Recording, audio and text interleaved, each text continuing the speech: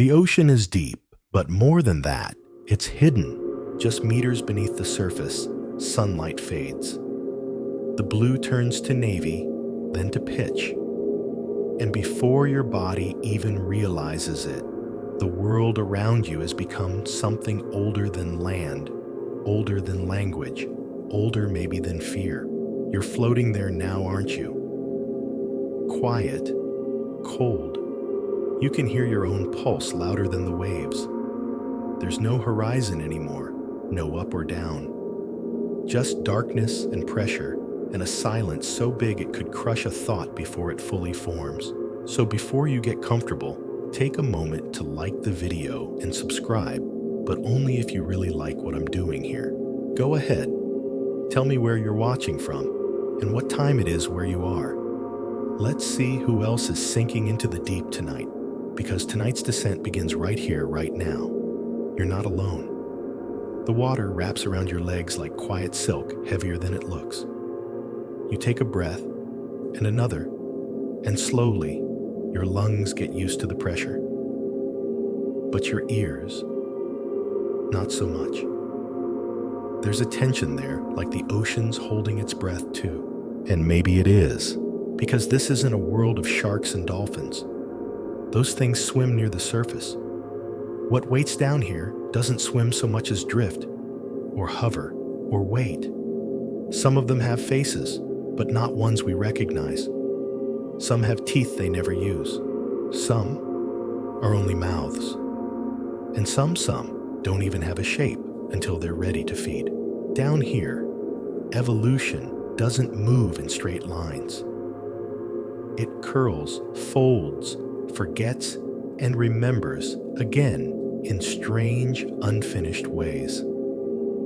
Biology becomes an echo.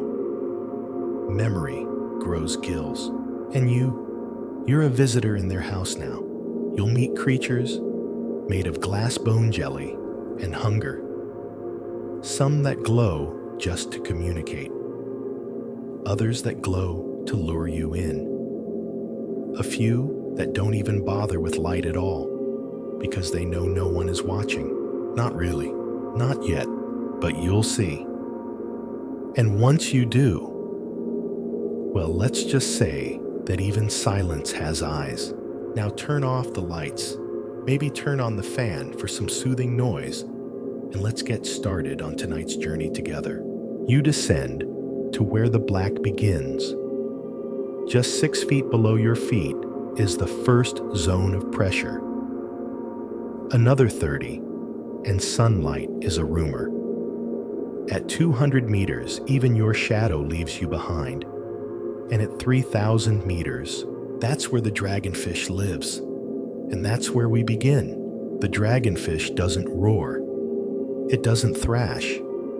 It doesn't hunt in the way predators do near the surface. No. The dragonfish waits. It flickers.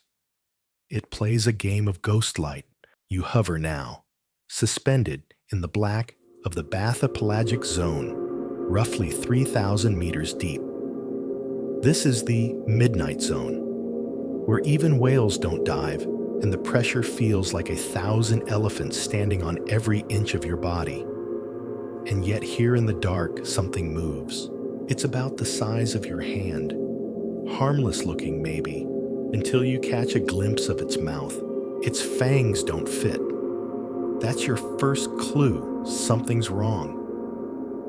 They're so long the creature can't close its jaws completely, and yet it's not swimming around biting things in a frenzy. The dragonfish doesn't need to chase. It makes the darkness itself do the work. Its body is painted in a pigment so black it eats light. Not reflects, not absorbs, eats. Even to other deep-sea predators, it's invisible. No outline, no shimmer, just absence. But here's the trick: it glows.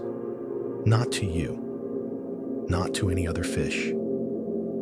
The dragonfish emits light in the infrared spectrum, like a flashlight that only it can see. That's right. It lights up its prey with invisible beams, while remaining cloaked to everything else. Imagine if you could walk around with night vision goggles and an invisible spotlight tagging everything you want to eat while nobody sees you coming. It's like cheating, but underwater, and the dragonfish isn't alone down here. Not far off, you drift past something that looks like a floating trash bag. Except it moves. Except it opens its jaw wider than its own body. You've found the gulper eel, also called the pelican eel. Picture a ribbon, as long as a broomstick, trailing a balloon-shaped mouth. That mouth, it can stretch open wide enough to swallow prey larger than the eel itself. Sometimes entire schools of fish. No chewing, no tearing. Just one big gulp, and down it goes. You don't hear it. You barely see it. There's just a pressure shift, a flash of motion, and then stillness. Its belly inflates like a party balloon, stretching to accommodate whatever it just devoured. Its tail, by the way, glows, faintly blue, like a flickering fuse. That glow lures the curious toward the wrong end of the animal, and by the time they realize their mistake, it's too late. No struggle, no screaming, just digestion in the dark. Now, something is staring at you, not threatening, just interested. You turn slowly. There in the water floats what looks like a fish with headlights, but the lights are green. And inside its head, you've met the barrel eye, possibly one of the weirdest living things ever discovered. Its head is transparent, yes, actually see-through, and its eyes are not on the outside. They're inside, nestled like two green periscopes pointing up through the glass dome of its skull. Why? Because it needs to look through its own face. It floats motionless beneath prey, maybe a jellyfish, maybe a shrimp, and watches. It records, and when it's ready, it rolls its eyes forward, rockets up, and strikes. It's like getting sniped by a surveillance camera. There's no warning, just a blur, and then you're inside the head of something whose brain you can literally see. Scientists have called it an evolutionary dead end. But then again, maybe we're the ones who are stuck. Maybe a creature with eyes inside its face is just playing a longer game. Because there's a theme emerging down here. You're starting to realize that the most terrifying things in the deep don't roar. They don't charge. They don't flail or flash. They wait. They drift. They glow just enough to be forgotten, and then they win. Something brushes past your leg, but you see nothing. That's the problem. The absence of light isn't the same as safety. It's just an invitation. Remember the black pigment of the dragonfish? That pitch-perfect invisibility scientists tried replicating it on Earth. It worked. A coating was created that absorbed 99.96% of visible light. They sprayed it on a model of a human face. The face disappeared. Just a floating mouth and eyeballs in a pool of matte black. That's the kind of technology the dragonfish had millions of years before us. One of the strangest facts: some of these creatures, like the dragonfish, aren't even that big. 6 inches long. That's it. They'd fit in your palm. But in the dark size doesn't matter. What matters is silence. What matters is patience. And what matters most, the ability to see without being seen. Down here, you start to lose your sense of self. You're used to being the observer, but not here. In this kingdom, you are the light, and light gets hunted. Just above you, barely visible, something flickers, then vanishes. It's not finished. You're not finished. There are deeper zones still, but before we go take this with you, the surface is loud. The surface wants to be seen. The deep doesn't care. It doesn't make announcements. It doesn't leave messages. It just waits for you to get close enough to forget where you are. You drift deeper, but the light doesn't change because there hasn't been any light for hours now. Not real light, not sunlight, just the occasional flicker of something that isn't quite a glow, more like the memory of one. At this depth, things stop trying to chase. Movement takes energy, and energy is scarce. So instead, the deep sea has given rise to a new breed of creature. The watchers, the patient ones, the ones that don't stalk, they wait. Not in ambush, but in certainty. You settle on a rocky shelf nearly 4 miles down. The sediment below you stirs not from current, but from something rising slowly, like a puppet lifted on invisible strings. It's a sea spider. Sounds familiar, right? Like its land-based cousin, 8 legs, creepy, probably venomous. But this is different. The sea spider isn't really a spider. Biologists still debate its classification. Its body is so tiny, it's basically just legs. Long skeletal legs. Legs that bend in strange ways, like outlines drawn in the dark. It doesn't have lungs. It doesn't even have a traditional heart. Its blood moves through the motion of its legs. Its heartbeat is literally its crawling. And it doesn't bite. It drinks. It crawls across sponges, and soft-bodied invertebrates inserts a thin, needle-like mouthpiece and slowly draws out fluids. Like a surgeon with too much time and not enough ethics, but there's no urgency in it. The sea spider is in no hurry. It moves with the pace of something that knows everything eventually comes close enough. Not far from it, you'll find something stranger still. Nestled near a hydrothermal vent, a fuzzy-looking creature waves its claws in slow rhythm. It looks almost like it's dancing if the dance was choreographed by lava. This is the Yeti crab. It has no eyes. It doesn't eat in any traditional sense. Instead, it cultivates its own food. On its claws grow tufts of bacteria its garden. It waves its arms over and through the chemical-rich vent water, feeding the bacteria, which it then slowly scrapes off and eats. You're seeing agriculture at the bottom of the ocean, not by humans, by a blind, hairy crab that lives off volcanic breath. Scientists still argue over how it senses the world. It has no vision, no clear auditory system, but it reacts. It moves when things approach. It avoids danger.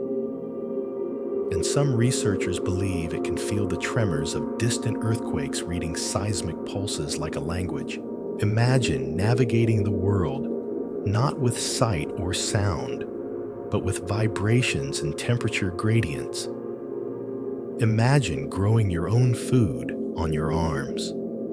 Imagine that being your entire existence and it working. It's unsettling. Not because it's alien, but because it's efficient. Then there's the vampire squid. Ah, yes. The name alone conjures drama. A creature of nightmares, surely. But like everything down here, the name is a lie. It doesn't drink blood. It doesn't even hunt. It just survives. Its body is deep crimson, and it floats with a strange grace like a silk umbrella caught in slow motion. Instead of ink, it ejects a glowing cloud of bioluminescent mucus when threatened, confusing predators long enough to slip away. And here's the strangest part. When threatened, it doesn't run. It folds itself inside out. Its arms flip over its head, forming a spiny cloak that hides its vulnerable body. It becomes something that looks bigger, more dangerous, a decoy of itself. It doesn't fight back, it misleads. A phrase echoes in your head. Resistance is loud. Survival is quiet. That's the lesson of the vampire squid. you start to notice a pattern in the silence. These creatures aren't hiding out of fear. They're simply adapted to a world where everything costs too much, where movement burns too many calories, and a single mistake could mean decades of waiting undone. Farther off, something ancient glides past, like a shadow lost in time. The coelacanth, pronounced sea lucanth. It's not just a fish. It's a fossil alive and well. Thought extinct for 66 million years until one was caught in 1938 off the coast of South Africa. Its fins move like legs. Its jaw doesn't hinge forward, it drops vertically like a trapdoor. Its movements are slow, deliberate, detached from urgency. Its blood runs cold. Its brain is smaller than yours. Its world is deeper, longer, stranger. The coelacanth doesn't hunt. It waits. It floats. It endures.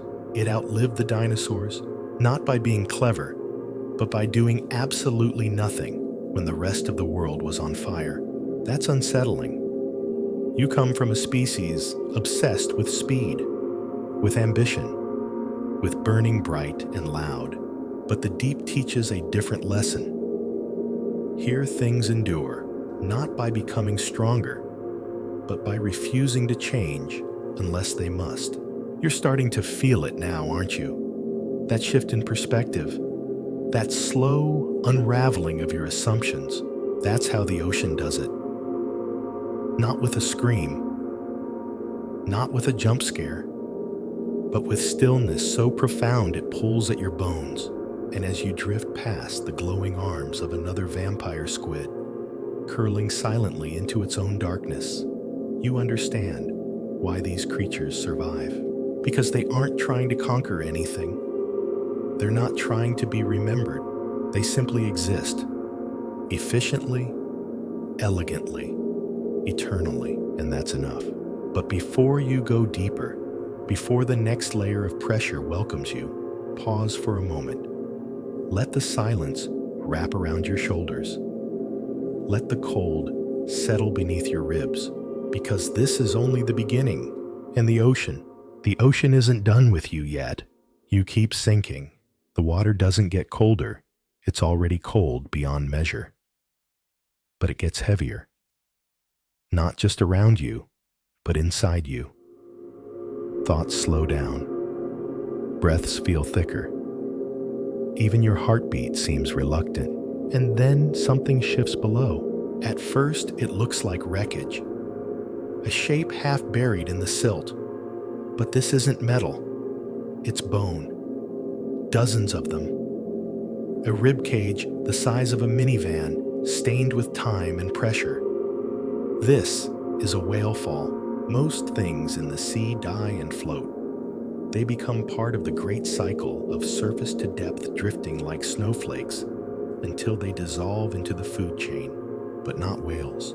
When a whale dies and sinks, it changes the deep. The body hits the ocean floor like a gift from above. And for decades, yes, decades, it becomes a banquet, an ecosystem, a monument to slow decay. It starts with sharks and big scavengers who tear through the soft tissues. Then come the smaller feeders, eels, crabs, fish, who gnaw at blubber and cartilage. Then come the squatters' things that take up residence inside the carcass, burrowing into bone and sheltering inside the rib cage. And finally, when the soft parts are gone, the bone becomes food too. That's where the zombie worm arrives. Osidax is its name. But zombie worm is more poetic and far more accurate. It has no mouth, no stomach, no eyes. Instead, it grows root-like appendages that burrow deep into the bone and secrete acid. It melts the calcium, absorbing the nutrients with a slow, passive hunger. And when it settles on a skeleton, it flowers, literally. Bright red plumes emerge from the bone like an underwater garden blooming from death. The worms themselves are only females. Males remain microscopic and live inside the females, reduced to little more than sperm packets. Love down here is not romantic, it's parasitic, and they're in no rush. A single whale skeleton can feed thousands for over a decade. Imagine that. Your life revolving around a single meal, and not a fast one either. A meal that takes 10 years to finish. A meal that never struggles, never leaves, never rots, just offers itself to the quiet. You drift past the bones. A jawbone snapped. Vertebrae lined like sleeping stone. A fin with nothing left to move, but you're not alone. Sliding in through the ribs is a hagfish. It's not pretty. Long like an eel, but with no real face. It enters the skeleton, like smoke sliding into a bottle. And then it feeds from the inside out, but not by chewing. It has a rasping plate in its mouth like a cheese grater made of teeth. It scrapes flesh away in slivers, swallowing everything in slow, methodical strips. It can enter through the mouth or eye socket. It doesn't care which end it starts from. And if something tries to stop it, the hagfish has a weapon. Slime, not cute slime, not cartoon goo. Choking, suffocating jelly-like slime that can clog the gills of sharks. It produces gallons in seconds, coating itself in mucus that no predator wants to deal with. If survival is adaptation, the hagfish is a master. It doesn't fight, it refuses to lose.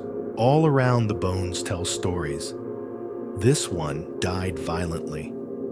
That one drifted long before it broke apart. Some skeletons sit clean, others are barely touched, but every now and then, something even stranger happens. Sometimes, what falls to the deep isn't alive. In 2015, a submersible team exploring the Gulf of Mexico found a lake inside the ocean. That's not poetic. It was literal. A shimmering pool at the bottom, surrounded by dead fish and crab corpses. A brine pool, hypersaline water, heavier than seawater, saturated with methane and hydrogen sulfide. They called it the jacuzzi of despair. It looks like a portal, an underwater mirror. But anything that enters doesn't come back. Fish don't swim out. They float stunned halfway through the border, frozen mid-motion. Even robots sent inside came back corroded.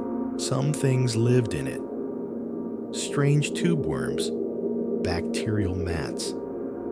Creatures adapted not to life, but to chemical saturation. They didn't need the whale fall. They needed poison. They grew by breathing toxins and feeding on the mineral-rich stew. The ocean doesn't just provide food. Sometimes it provides transformation. You're starting to notice that theme, aren't you? There's no one way to survive down here. You can eat bones. You can eat bacteria. You can eat the memory of what something once was. Some of these beings don't even wait for death. They create their own graveyards. You float past another carcass, this one older, barely a shadow of bone left. A shape shifts beneath it. At first, it looks like a jellyfish, but it's too flat. It doesn't pulse. It hovers. No tentacles, no face. Just a thin sheet that folds itself around what's left of the skeleton and begins to digest. No struggle, no sting, no motion. It folds, it envelopes, it consumes. There's something terrifying about that kind of hunger. One that doesn't chase, one that doesn't tear or shred, just wraps you up and waits. The ocean is full of such things. Patience made into biology. Hunger that doesn't need speed. Predators that don't move. It's not about fear. It's about inevitability. Down here, everything falls eventually. Even ships, even light, even us. And everything that falls feeds something. Sometimes it's fast. More often it's slow. But down here, the dead aren't gone. They're not buried. They're useful. You're not just floating in water anymore. You're floating in history, in the memory of every creature that sank and stayed. And the things that eat bones, they remember, not with minds, not with books or speech, but with teeth, with roots, with slime, the kind of memory that never forgives and never forgets. So take one last look at the skeleton before it fades into the silt. It's not a grave, it's a garden, and dinner is always being served. You drift lower still. There's no longer a sense of sinking. You feel suspended as if the ocean has stopped pulling you down and instead is simply holding you in place. But something's different here. The seafloor looks wrong. At first glance, it's a field of soft ridges, folds of silt, and scattered debris. But then you notice the symmetry. The ridges aren't random. They curl like fingers, spirals, circles, patterns that repeat across hundreds of meters. Nothing should be building here, not in this dark. And then you see one, floating just above the bottom, not swimming, not crawling, just suspended inside a jelly-like bubble that shimmers faintly in your light. It's a larvacean, specifically a giant one. Imagine a creature the size of your hand, tiny, nearly insignificant, building a mucus house the size of a beach ball. Not for safety, not for comfort, but for work. The larvacean builds this structure out of proteins and sugar, then lives inside it, suspended at the center, like an architect, dangling from the ceiling of its own cathedral. Tiny tunnels thread through the walls. It waves its tail, sending water through those channels, filtering particles from the water column. It doesn't eat with a mouth. It eats with architecture, and when the structure clogs up with waste, it just abandons it and builds a new one. And those houses, they don't dissolve. They drift. They pile up. They form fields of decaying jelly palaces across the deep. Some glowing, some collapsed, some still alive, with things that weren't meant to live in them. Amphipods, worms, even tiny squid squatting in mansions they didn't build. Visitors in a dead thing's design. No one really understands how the larvacean knows how to build. It has no brain to speak of, no memories to pass down. And yet the geometry is consistent, elegant, efficient, precise. It's as if the blueprints are encoded not in thought but in instinct. An intelligence not born from consciousness, but from pressure, repetition, and patience. Not far off, the floor stirs. A slow, waddling creature emerges. It looks like a walking pink potato with legs. Meet the benthic sea cucumber, also known by its more charming nickname, the sea pig. Soft-bodied, gelatinous, with small, stumpy feet. If cartoons invented a sea creature, this would be it. And yet, here it is, marching slowly across the abyss, in loose herds, feeding on the dust of the ocean, decaying organic matter, bacteria, sediment. What scientists call marine snow. What the sea pigs call dinner. They travel in groups, hundreds at a time. And here's the strange part. When one turns, others follow. They move like a school of fish, except they're not fish. They're squishy vacuum cleaners. They don't talk. They don't signal. They just move together. In 2009, a deep-sea drone observed a congregation of over 500 sea pigs moving in lines, straight lines across terrain, with no food, no features, no purpose. And when they reached a certain spot, they stopped. formed a loose circle, and stayed there for days. Some called it random, others ritual. Maybe that's just projection, or maybe not. In mythology, things that move in silence and circles are often part of something sacred. You keep drifting, a stone rises ahead, but something's wrong. Stones don't tilt, and this one does. Not much, just a few centimeters, but it moves. Deliberate, not rolled by current, not nudged by a fish. Moved from within. You freeze, not out of fear, out of confusion. The object has no face, no limbs, no texture. It looks like a rounded piece of volcanic rock, but there's no disturbance in the silt beneath it, no trace of effort. It moved without pushing. You realize you're not looking at a rock. You're looking at something dormant, or worse, patient.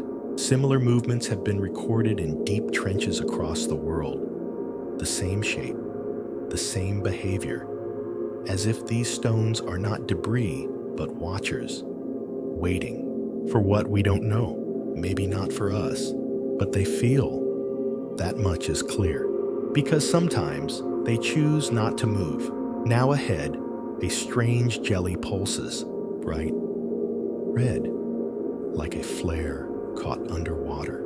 But it's not running, it's performing. This is the Atolla jellyfish. It doesn't flee predators. It doesn't sting. It distracts. When threatened, it flashes in a brilliant spiral like a spinning neon wheel in the dark. The burst of light draws the attention of bigger predators. It calls for chaos, sacrificing stealth in exchange for escape. It's called the burglar alarm strategy. You trip it, and it sends up the jellyfish version of a scream, except prettier. It's the opposite of what you'd expect in the deep. Instead of silence, it calls for violence. If I'm going down, it says I'm not going alone. Evolution is full of compromises. This one just happens to glow, and then something moves in a way you can't explain. Not swimming, not walking, not pulsing, gliding. Too many legs, too long, too graceful. Its skin is clear, refracting the light like oil. It's the glass crawler. It's only been seen once in 2013 during a descent into the Mariana Trench. The footage was blurry, the light poor, but the creature was clear. Not because it glowed, but because it bent light around itself like a shimmer in heat. Its body moved like a spider made of gelatin with legs too long and a gait too perfect. No mouth, no eyes, but it turned deliberately toward the submersible. Not fast, not aggressive, just aware.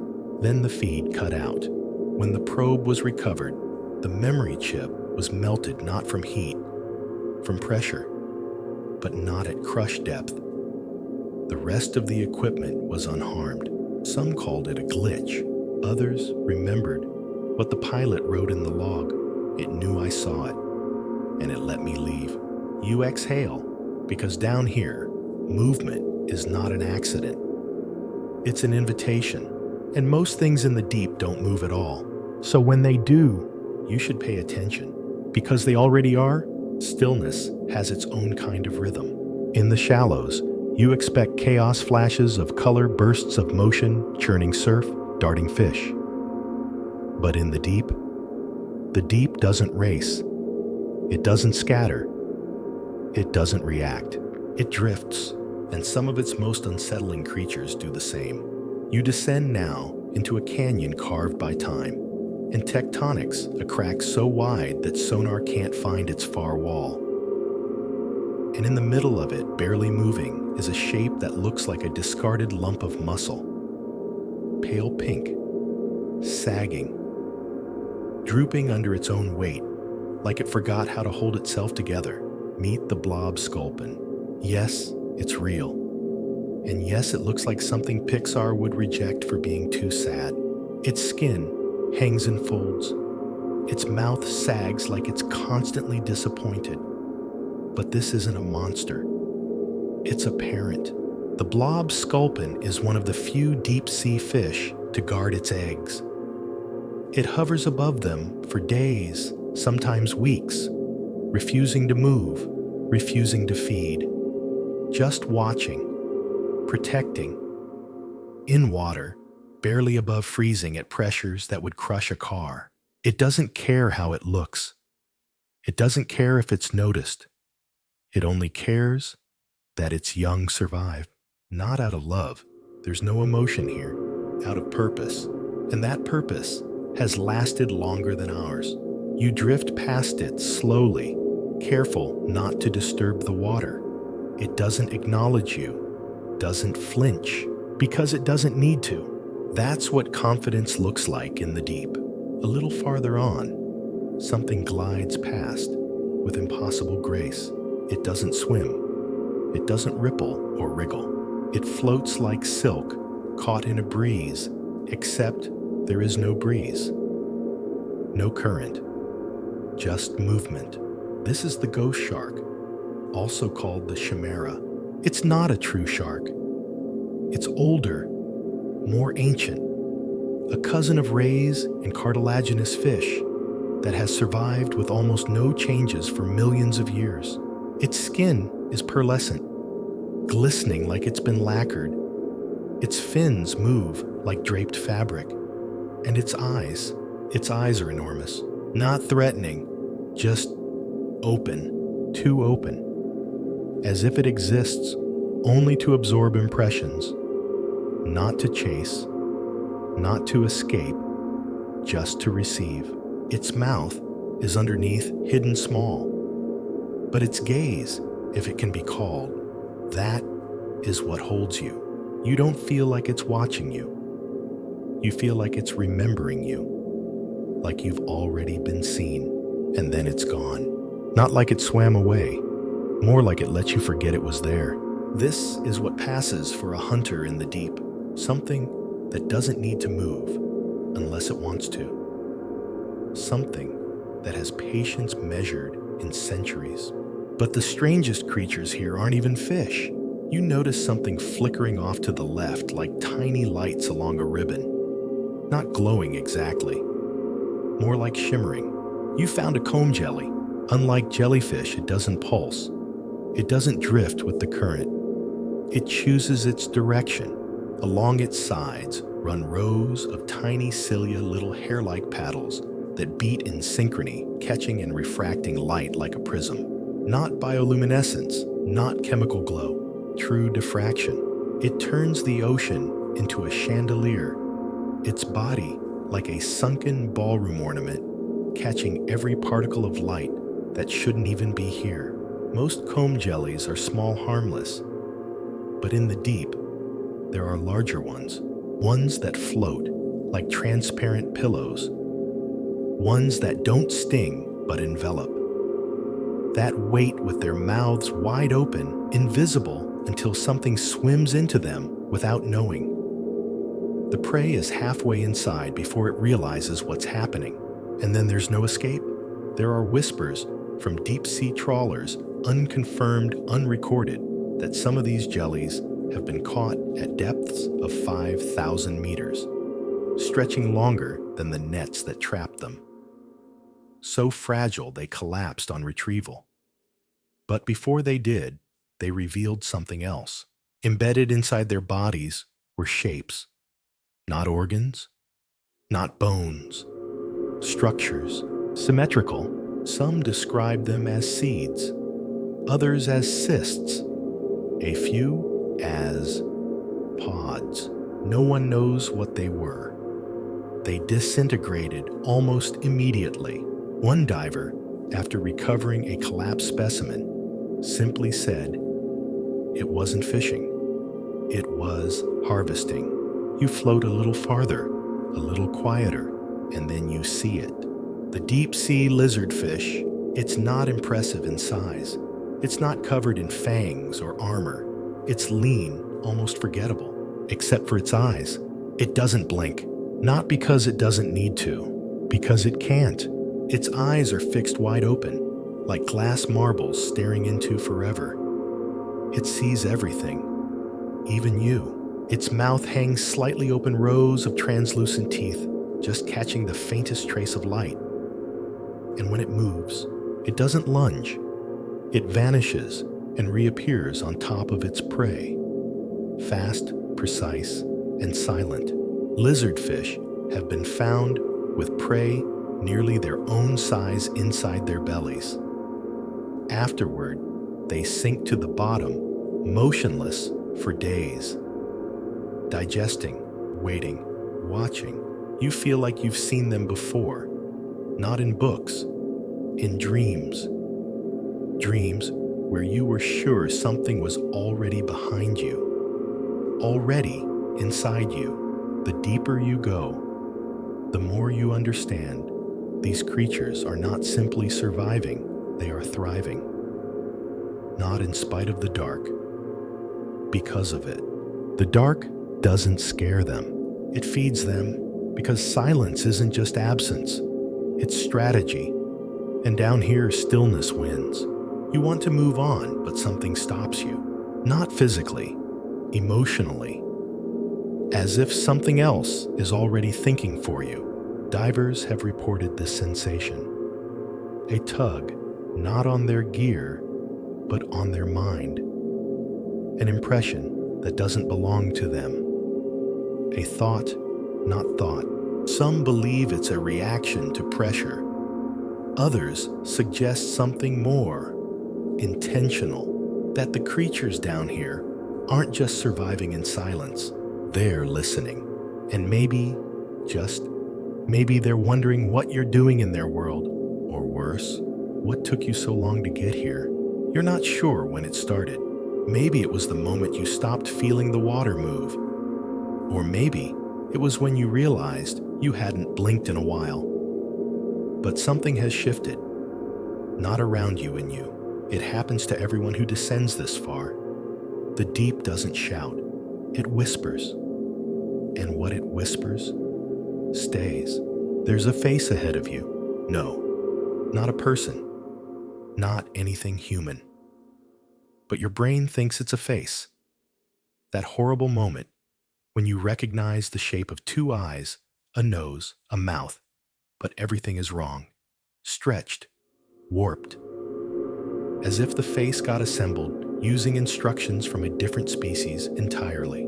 It belongs to the frilled shark, sometimes called a living fossil, not because it's old, but because it looks like evolution left it behind halfway through. Its body is long, eel-like, wrapped in folds of skin that ripple as it moves. But the face is what lingers. Its jaws don't hinge like ours. They unroll, open like a drawbridge made of teeth. Inside are rows of trident-shaped spikes, all angled backward. Not to slice, not to chew, just to hold. To make sure once you're in, you don't leave. You don't even notice when it opens its mouth. There's no dramatic snap. Just a slow, terrible unfolding like a dream turning inside out. Then it closes again, smooth as silk. You're still thinking about it when another shape slides past, pale pink, almost translucent with a blade-like snout. The goblin shark. It looks like it got designed by a committee that couldn't agree on anything. Its nose juts out like a sword. Its skin is loose, like it borrowed someone else's body. But the real nightmare is its jaw. When it spots prey, the jaw fires forward, like a slingshot. A third of its head launches out of its face, grabs whatever's in front of it, and retracts just as quickly. Scientists call it a slingshot jaw. Others call it weaponized bone. But to see it in motion is to witness transformation. The face shifts, splits, extends, and resets all in under a second. And then it goes back to looking bored. You don't trust things with moving faces, especially when the rest of the body doesn't join in. But what comes next makes those two look almost polite. Floating nearby is the bearded sea devil. It's a type of anglerfish, but calling it a fish feels insulting to fish. The female, because we never find the males alive, has a lure protruding from her forehead. A glowing tip filled with bioluminescent bacteria that pulses softly like a distant radio tower.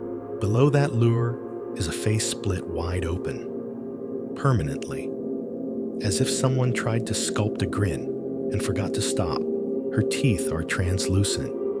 You can see them even when her mouth is shut, because the flesh over them is too thin, too soft, like parchment stretched over barbed wire. But the horror isn't the mouth, it's the romance.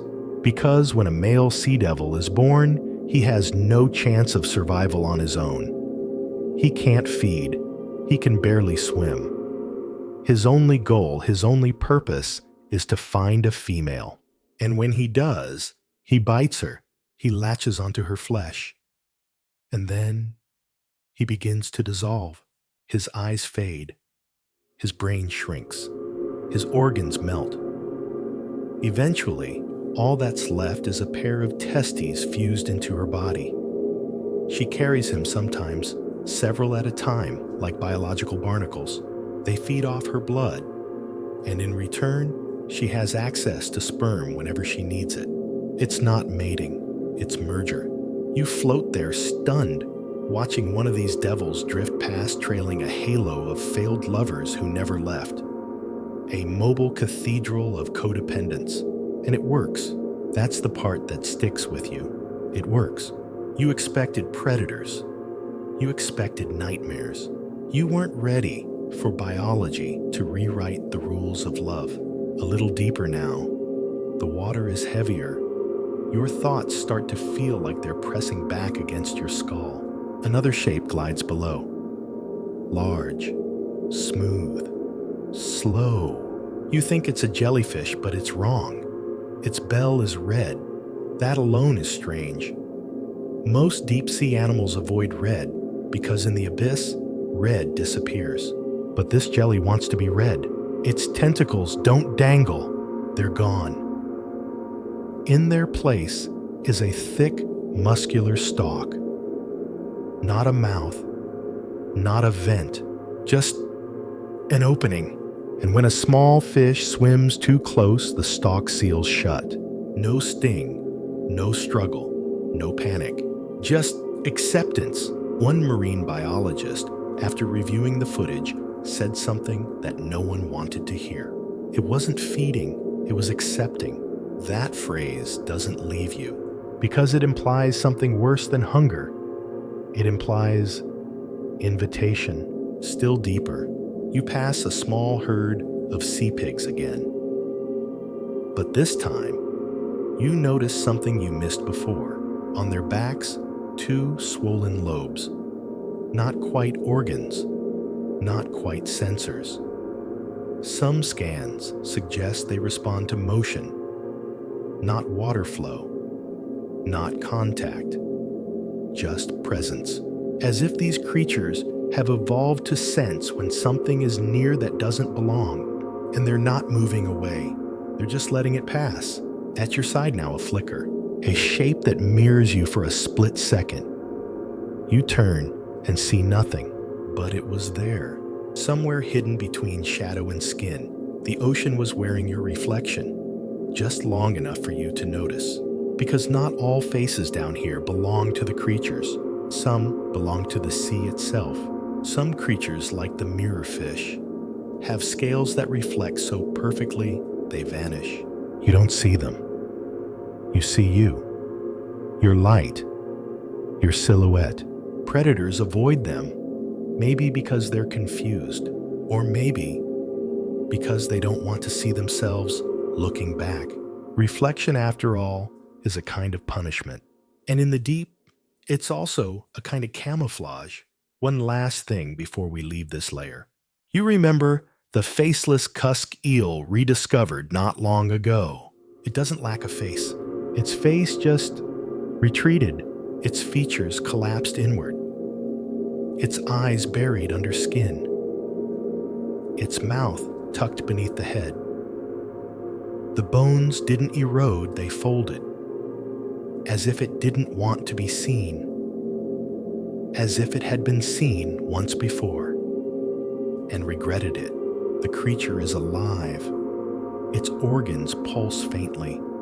Its blood still moves. But its face is gone. Some creatures avoid light. Some reject it. Some never wanted it to begin with. And as you sink just a little deeper, your own face dimming in the glow of the instruments, you begin to wonder, how long until the deep does the same to you? You can't tell if you're still sinking or if the water around you is simply getting heavier. Either way, it feels like the pressure isn't just on your body anymore. It's in your thoughts, coiling, folding, whispering, because down here, not everything has a shape. Not everything swims or drifts or glows. Some things just exist and hunger, but not in the way we understand hunger, not as appetite, not as need, as presence. You hover now above a region known only by its coordinates, a shelf so deep that sonar doesn't echo, it just stops. The pressure here is nearly unimaginable. You've passed 10,000 meters, more than Mount Everest in reverse. Down here, the rules don't just bend, they dissolve. And yet something moves. Not a creature, not even a shadow, just the water. Ripples without source, folds of current that contract and release in patterns too perfect to be coincidence. In 2003, an autonomous crawler reached this depth. It recorded subtle shifts, slow, rhythmic pulses in the water, not from above or below, but from within. Infrared imaging picked up shapes, not bodies, not outlines, just pressure changing form. And then the camera cut to black. No static, no damage, just pure black.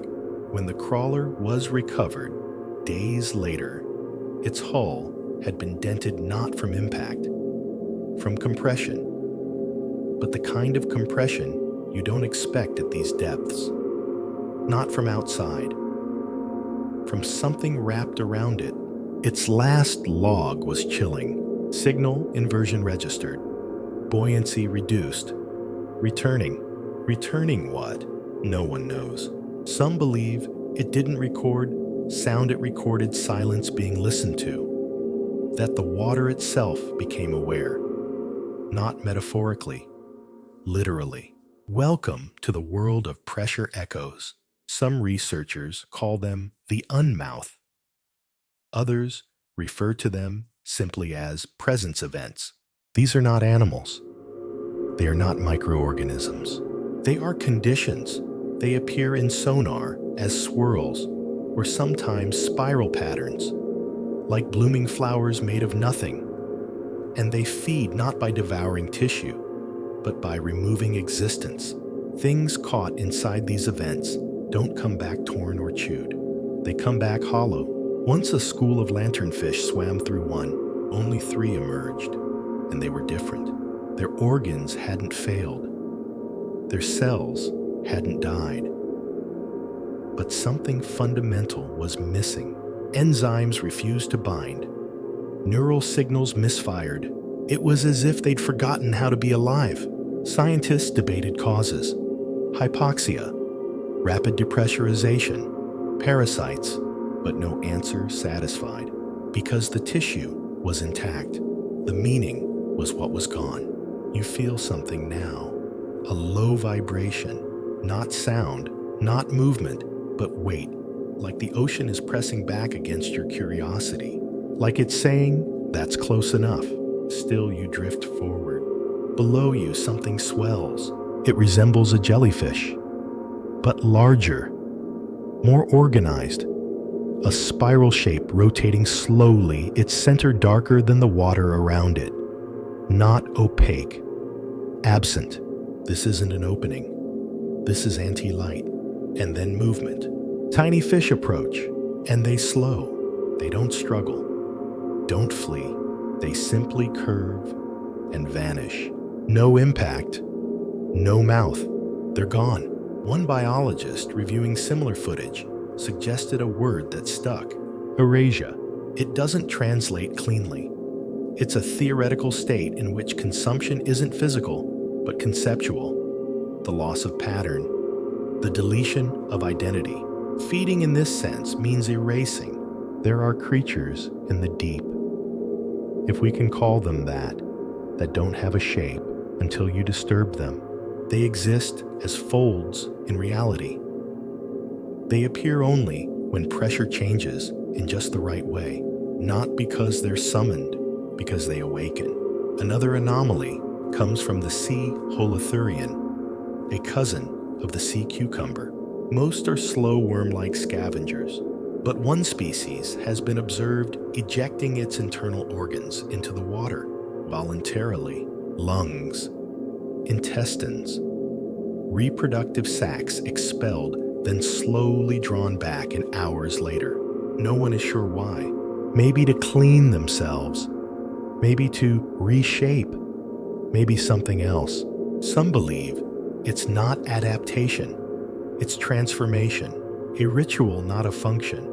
You begin to wonder, what if that's the norm down here? What if fixed identity is a surface illusion? What if life at depth is fluid, reversible, optional? Another anomaly entity, 15b, unconfirmed, but widely reported by deep-sea listening stations over the past decade.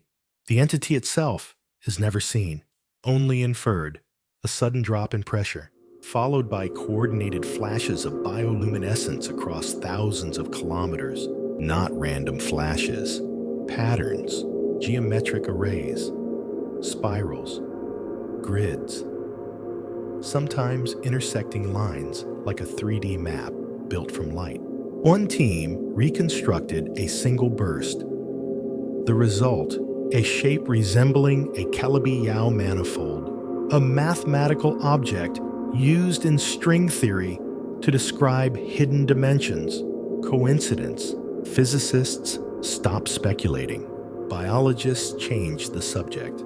But the theory remains: what if some creatures down here aren't creatures at all? What if they're data, or worse, data processors, not conscious in the way we are, but intentional? They don't glow to attract mates. They don't pulse to warn predators. They flash to signal each other, to exchange information across a medium of water light and silence. And you're not food. You're not even threat. You're just a disruption, a probe, a signal they might decide to respond to or ignore. You've passed hundreds of meters since the last living thing, and yet the feeling hasn't faded.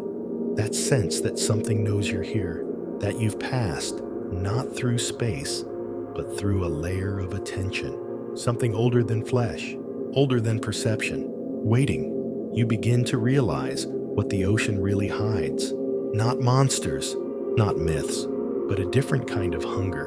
One that doesn't crave your body, just your presence. Something to weigh, to absorb, to forget, or worse, to remember. Silence doesn't always mean stillness. You're deeper now, so deep that your instruments are starting to fail in subtle ways. Lights flicker, compass bearings hesitate, but you haven't struck anything. There's no wreck, no terrain, just water and more water.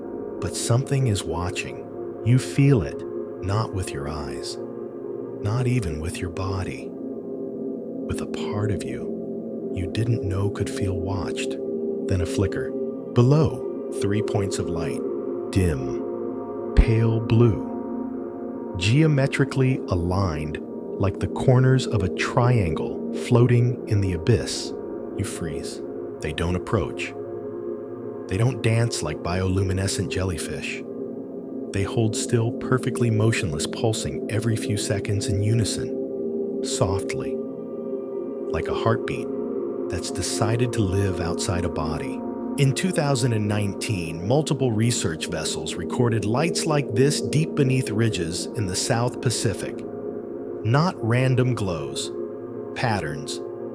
In one case, 3 submersibles separated by hundreds of kilometers recorded the same light signature at the same moment. Impossible. Unless the ocean itself was part of the system. Scientists scrambled for explanations. Methane ignition, geological stress discharge, reflected sonar interference. None made sense. These lights behaved with intention. They stopped blinking when observed directly. They dimmed when sonar pings passed through. They waited until sensors turned away to resume their pattern, as if the ocean were conducting tests, as if you were the variable. Not far from the lights, another story drifts upward. A whale carcass, they thought. That's what the crew believed it was. In 2005, a dive team in the Tonga Trench came across a shape that looked like the remains of a baleen whale. It was massive, slow-rising, covered in what looked like long strands of rotting tissue. But when they got closer, it moved upward, vertically. No rotation, no roll. Not buoyant active. The team's submersible followed. Cameras tilted upward. As it reached halfway to the surface, it vanished. Not exploded, not crumpled, just gone. No debris, no shadow, no splash. Later scans showed no whale migration in the area. No missing ships. Nothing accounted for the mass. It was as if the ocean had reclaimed something it hadn't meant to show, and then returned to silence.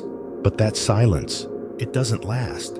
Back in 2014, NOAA released hydrophone recordings of a pulse detected in the Mariana Trench. Low frequency, evenly spaced.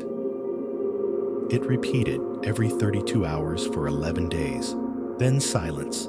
A year later, the same signature appeared again 3,000 kilometers away. Same rhythm, same rise and fall, only this time it ended with something new. A single precise click, not random, not natural. A mechanical sounding punctuation, like the ocean finishing a sentence no one else could read. Some described it as sonar. Others said it resembled a dolphin's click if the dolphin was 40 meters long and made of steel. That click has never been heard again, but the silence around it, that's returned. And each time the deep goes a little quieter, you see another light below. This one rotates slowly, like a spiral. Pale blue, then white, then red. You think it might be a jellyfish, but it doesn't pulse. It doesn't drift. It holds still. In 2018, a probe was sent through a spiral of light like this. The moment it passed through the center, its compass spun. Gyroscopes failed. Electrical systems blinked and came back with fine logs, but the drive system had to be rebuilt from scratch. When they opened the casing, engineers found patterns of metal fatigue in the propulsion system that would normally take decades to appear. The drone had been submerged for less than 48 hours. What could cause that? Friction pressure? No. Time. Or something playing with the idea of time. But there's more. A leaked clip in 2020 showed what looked like a dark geometric formation rising from the seafloor. At first, it was dismissed as a trick of shadow. But as the ROV's lights passed over it, the surface shimmered, not with slime or reflection, with parallel lines, symmetrical, carved. It wasn't a creature. It wasn't a rock. It was between. And then, as the light steadied, it sank, not collapsed, not pulled. Melted downward, back into the seafloor, like it had changed its mind. Some say it wasn't real. Others say It was never supposed to be seen. The most unnerving thing about these sightings isn't the scale, it's the silence. Because the ocean isn't reacting, it's responding. There's a difference. Reactions are instinctive. Responses are deliberate. You pause your descent. Try to take stock. Your lights catch another glint, too smooth, too round, another spiral, or maybe it's the same one, just in a new place. You begin to suspect you're not moving through space. You're moving through attention. Whatever these patterns are, light spirals, pulses, signals they don't want to be noticed until they do. And when you do notice them, they notice you back. There's a rule among oceanographers, unspoken but understood. If you stare into the deep long enough, it stares back. Not with eyes, not with thought, but with presence, with events. Events that have no explanation, and worse, don't seem to want one. You pass another pulse. This one doesn't flash. It breathes. A low throb of pressure too slow to be mechanical, too symmetrical to be an accident. And in your ears, for just a moment, you think you hear something. Not a voice, not even a word, just a shape, a suggestion, a sound that feels like a whisper behind your ribs. And then it's gone. This is how the deep speaks. Not with words, with patterns, with lights that don't rise, with carcasses that aren't dead, with pulses that travel farther than any voice. You think back to all the things the sea has given up, the signals, the wrecks, the sounds, and what it's kept, the creatures without names, the lights that blink out when you notice, the formations that fold themselves back into memory. The deep is not empty. It's curated, a museum with no map, no guide, and no intention of being understood, only visited briefly. So as you drift just a little deeper, watching the next pulse, blink once, then vanish, you finally understand you are not exploring. You're being tolerated. You might have thought life depended on the sun, that everything living owed itself to warmth, to photosynthesis, to some golden center pumping energy down into the world. But the deep doesn't care about your assumptions, because far below the reach of light, where no sunbeam has ever touched, where the weight of the ocean would crush a human in seconds, life still thrives. And not just survives. It pulses, multiplies, and builds entire cities from heat metal and poison. You've reached a hydrothermal vent field. At first, it looks like a jagged forest of black chimneys. Smoke belches out of them in slow twisting columns, except it's not smoke. It's mineral-rich superheated water, more than $700 forced up through cracks in the Earth's crust, and around it, life everywhere. Tube worms over 6 feet long swaying like windless grass. Mussel beds packed tight across the rocks. Ghostly crabs crawling across vents that should boil them alive. But they don't boil. They bloom. These are extremophiles organisms that make their homes in the harshest environments imaginable. They don't need sunlight. They feed on chemicals, specifically hydrogen sulfide, a gas toxic to nearly every surface creature. But to these beings, it's perfume, it's life, it's dinner. Instead of photosynthesis, they rely on chemosynthesis. Bacteria live inside them, inside their tissues, and process the poisonous gases into sugars and nutrients. It's a symbiosis so complete that many of these creatures don't even have digestive systems anymore. The giant tube worm, no mouth, no stomach, just a red plume that absorbs the gas and internal bacteria that do the rest. These vent fields are oases in the desert of the abyss.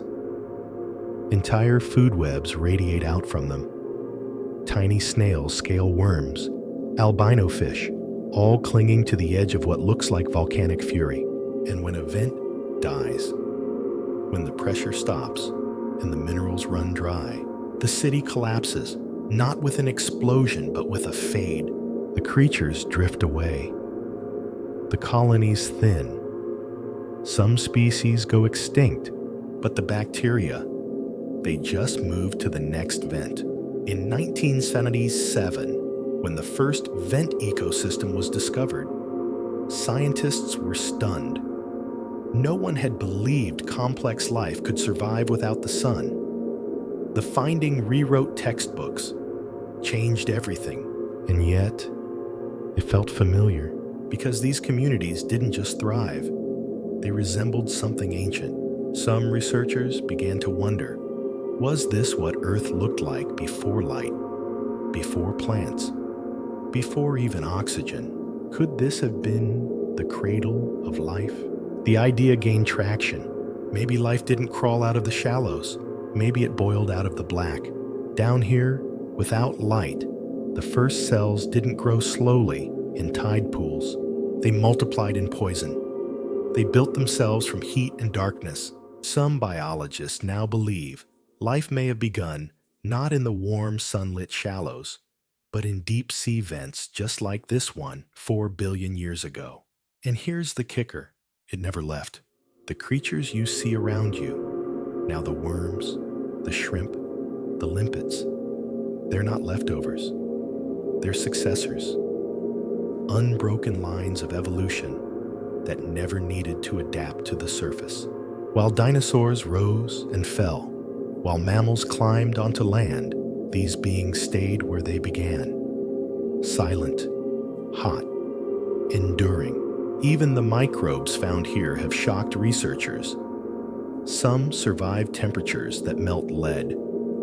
Others use iron arsenic, even radioactive materials to fuel themselves. There's one species of archaea that thrives in boiling acid. Another that eats rock and excretes methane. And they're not rare. They're dominant. You float past a cluster of scale worms, tiny armored creatures with glowing plates and bristle-like legs. They shimmer as they move, each scale reflecting metallic hues, like miniature dragons crawling through soot. They're predators, albino crabs with hairy pincers, the yeti crabs. These crabs aren't just weird-looking, they're engineers. They cultivate bacteria on their claws, farming them like crops. They wave their arms in the vent stream to feed their microbial gardens, then scrape off the growth and eat it. Imagine using your hands as farmland. Imagine your survival depending on your ability to farm yourself. That's what life is down here: efficient, brutal, elegant, but not static. Vents shift. They move. The tectonic plates that form them are in constant motion. Some die overnight. Others erupt with new energy. And when they do, the cities regrow faster than anyone expected. In 2011, a previously extinct vent field near the East Pacific Rise erupted back to life.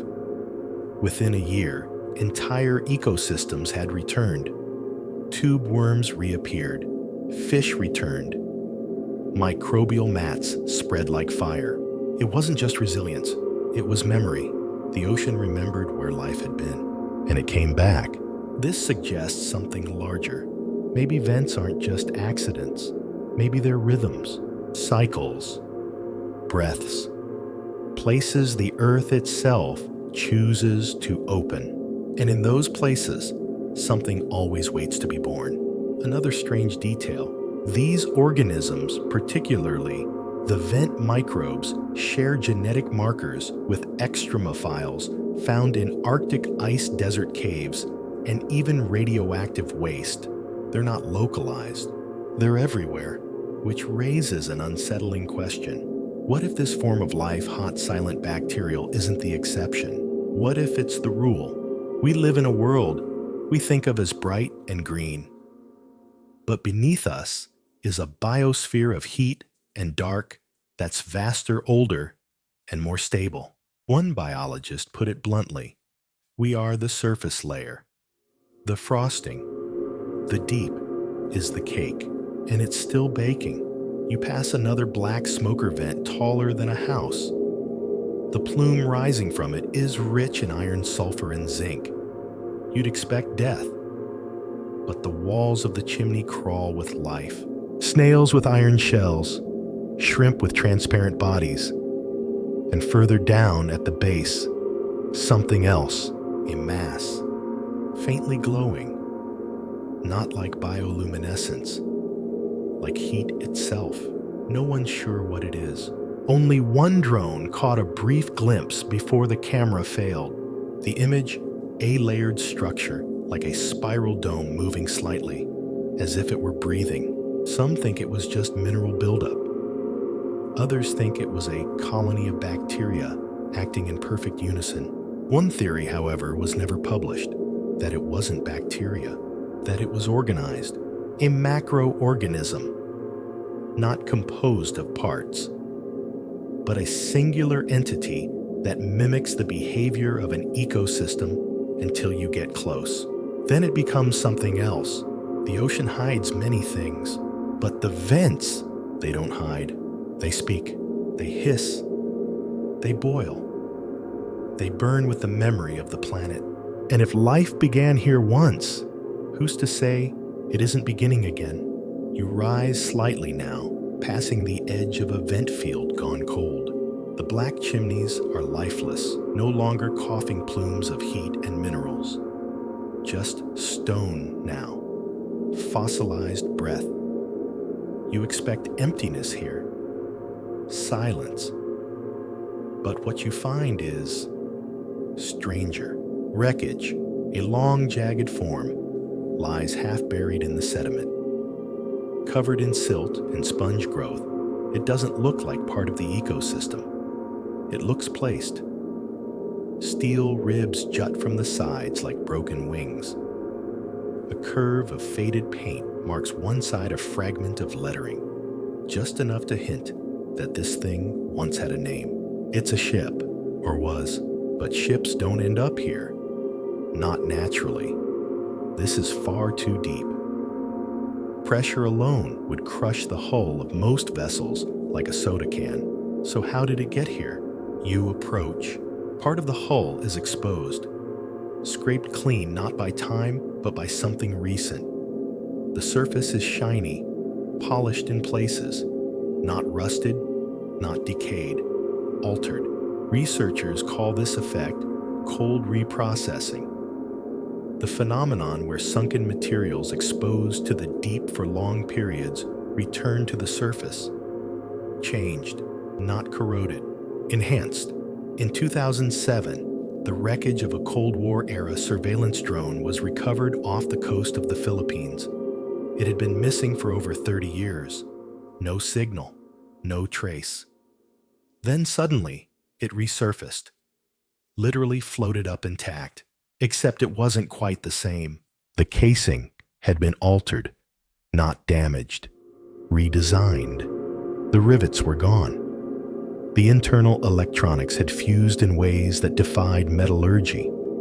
Some boards had grown fine crystalline structures across the circuits. When tested, the material behaved like both plastic and metal, responding to electromagnetic fields like a bioengineered muscle.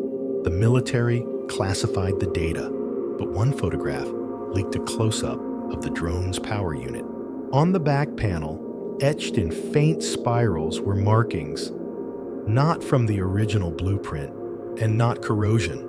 The metal itself had warped not in random streaks, but in patterns, like something had read the structure of the machine and then rewritten it. It's not the only case. Divers in the Atlantic have reported sunken cargo ships rising decades after being lost barnacle-free, almost clean. Their contents, when intact, show changes. Plastic containers sealed in new ways. Steel warped into curves that suggest design, but no organisms found. No signs of tampering, just results. One theory is that the pressure and time act as a kind of alchemical force, that the deep is a crucible, but others aren't so sure. Some say the deep doesn't just receive things, it processes them, and sometimes it returns them. You move closer to the wreck below you. Its side is warped inward, as if something had leaned against it from the outside. Gently, like a breath that slowly pushed until the walls bent inward. Inside, you spot a set of human remains. At least, they used to be. What's left doesn't look like normal decomposition. The bones are discolored, almost pearlescent. The skull has stretched, not broken, stretched. The jaw has expanded, elongated, as if melted and pulled. The hands are curled around a small metal box fused shut. You don't open it, not because you can't, because something in you says don't. That feeling you've had it before. It's the same one sailors describe when they find a derelict ship drifting under a blood-red sunset, empty of crew tables still set for dinner. Ghost ship silence, except here the ghosts are mechanical. You drift farther. Another wreck. This one older. Wooden planks rotted and collapsed into a long curve. A 19th century whaler most likely. But embedded in the center of the deck is something wrong. A sphere, stone metal. It's fused into the ship like a tumor. Too smooth, no markings, no barnacles, and no explanation. Geologists from a 1996 dive off the Azores found something similar. An iron sphere lodged inside the timbers of a Portuguese vessel that had sunk in 1803. The wood around it had been burned, not by fire, but by heat generated from within the metal itself. As if the sphere had pulsed, the object was recovered. 3 days later, the storage lab flooded. No source, no leak, just water. Dozens of gallons. Salted, pressurized. The sphere disappeared. The file was closed. But here's the thing. For every object that returns, a dozen don't. There are ships still missing. Submarines that vanished mid-transmission. Weather balloons lost in the upper atmosphere that somehow ended up pinging transponders from underwater. And sometimes sonar picks up returns that should be wrecks. But when teams arrive, nothing. No debris, no trace, just water. In 2010, a private research team off the coast of New Zealand tracked a metallic object believed to be an old satellite fragment. It was 600 meters below the surface, moving slowly, but when they reached it, all they found was a spiral of bubbles, perfectly round, 1 meter across. The air in those bubbles contained methane and helium signatures that don't exist naturally in Earth's atmosphere. Let that sink in. The ocean didn't just hide the object, it recycled it, or maybe translated it. You begin to wonder if these wrecks, these remains, these fragments, they're not accidents. Maybe they're messages. Maybe the deep has always been a place where the forgotten is reinterpreted, not erased, repurposed. You float there above the twisted hull of the forgotten ship and realize this isn't a graveyard. It's a workshop, and some of what the ocean builds, it sends back, but not always in the form we remember, and certainly never in the form we expect. So, the next time something vanishes at sea, be it a ship, a drone, or a satellite, you might want to ask not where it went, but what it's becoming right now.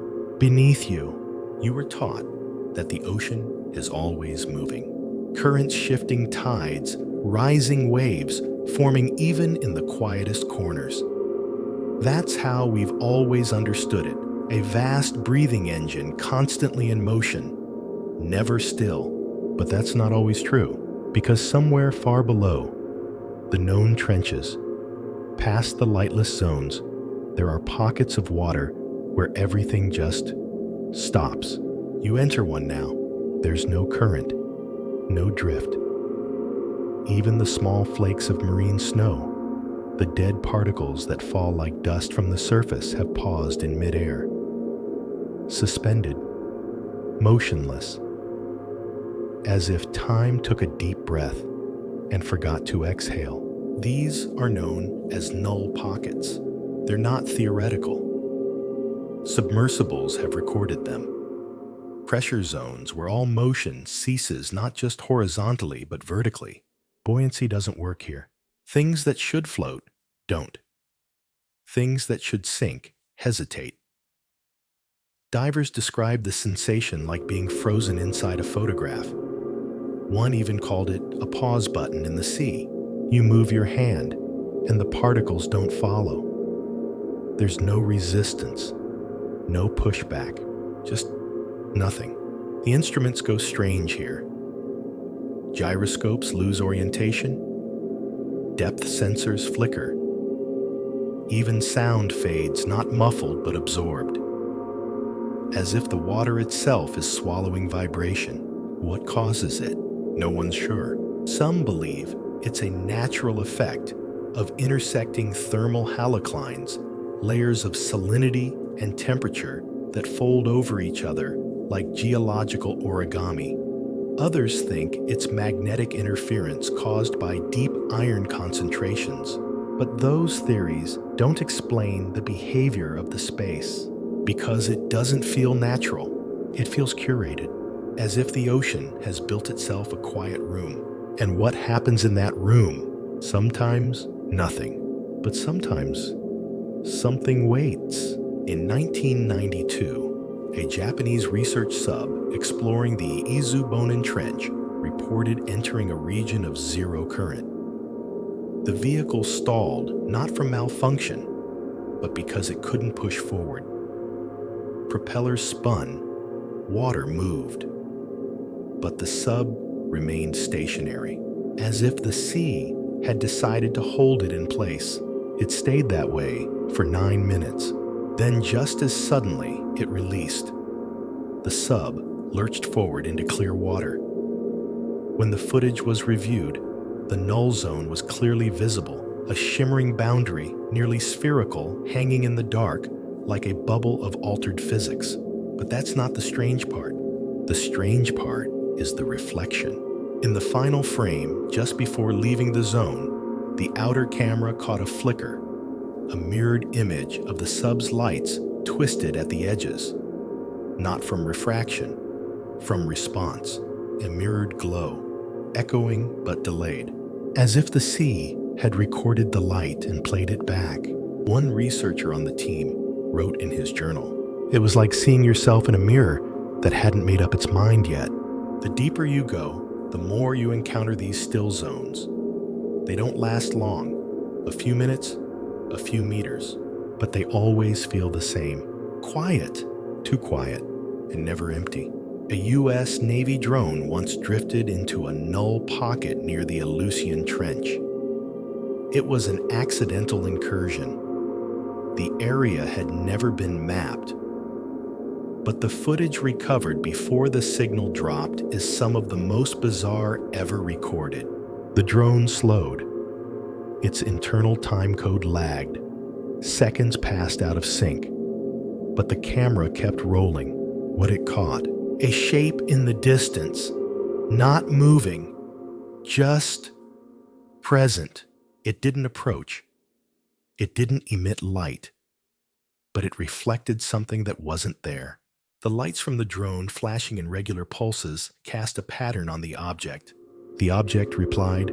A second later, its surface pulsed, matching the drone's light, but offset. Like it had listened, like it had learned. When the drone tried to back out, it succeeded, but only after a pause. And during that pause, the whole temperature rose by 10 degrees without any external heat source. What could cause that? Not sunlight, not venting, not friction, just proximity. Whatever it was, didn't touch the drone. It simply waited near it and then let it go.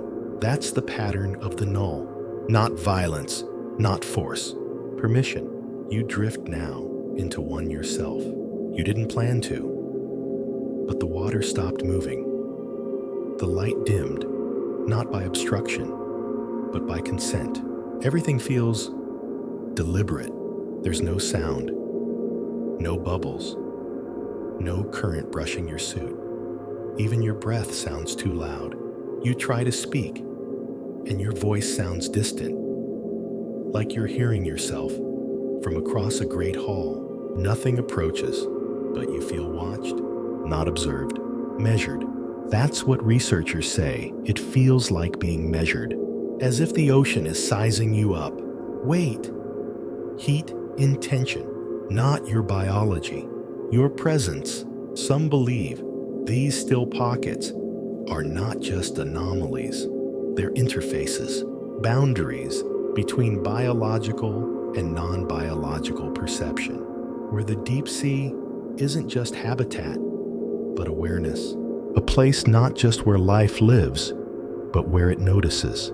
You float in the stillness, heart loud in your ears.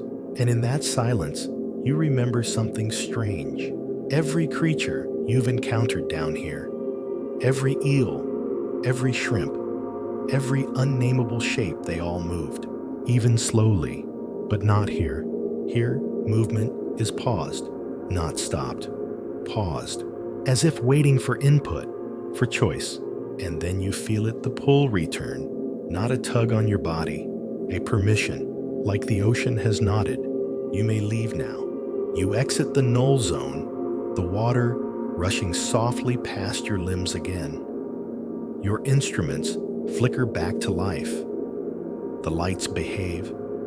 Time ticks forward, but something has changed. You don't feel alone anymore. The deep no longer feels indifferent. It feels aware. And once something notices you, you can't become unnoticed again. You keep swimming. But in your mind, a thought stays behind. What if these still places are more than random? What if they're intentional gaps? Windows, not in space, but in behavior. And what if for just a moment the ocean wasn't watching you, but listening? The water is moving again. But that almost makes it worse, because now, after the stillness, every ripple feels chosen. Every current, every pulse of cold feels like it carries meaning, like it's part of a language you're only just beginning to hear. And then something moves above you, not a fish, not a shadow, something bigger. You turn slowly, angling your light up through the murk. For a second, just a second, you think you see a face, not human, not animal. More like a suggestion of symmetry. Then it's gone. No turbulence, no trace.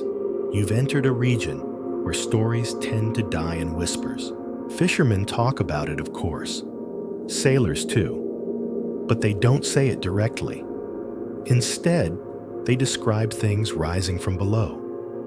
Lights, shadows. Wakes that trail no object. Vessels found empty engines still humming. Radio mics left open. Coffee still warm, but no crew. You've reached the region scientists call the return line. It's not marked on maps. It isn't a physical boundary, but data from hundreds of recorded disappearances, military, civilian exploratory clusters here, right along a band of the Pacific that is by all other measures normal. Except it isn't, because things return here.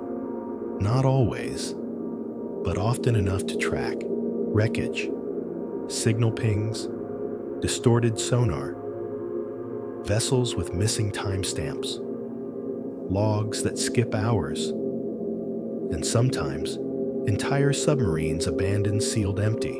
In 1974, a Soviet sub known as K-129 vanished in the North Pacific. No distress signal, no mayday.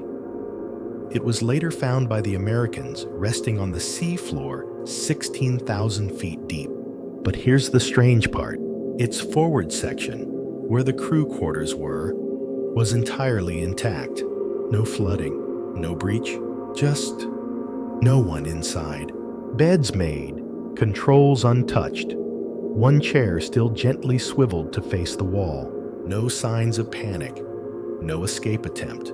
It was as if the crew had simply left, walked out into the sea, or were taken. The Americans retrieved part of the sub through a covert operation known as Project Azorian. But the footage and physical evidence have never been fully released. What's public? An internal report from one of the engineers. No environmental reason for failure. Hull integrity stable. Systems were powered. All escape hatches sealed. No biological remains. And then this line. What worries me most is what didn't happen. You pass a field of wreckage now. Small pieces, at first metal panels, a tangle of wire, what might have been a hull fragment. Then a more intact shape. A submersible pod, its outer shell covered in silt and algae. One viewing port still intact, the other shattered. You approach, carefully. Inside, nothing. No equipment, no cables, not even signs of removal. It's not that something came and cleaned it. It's that something came and erased it.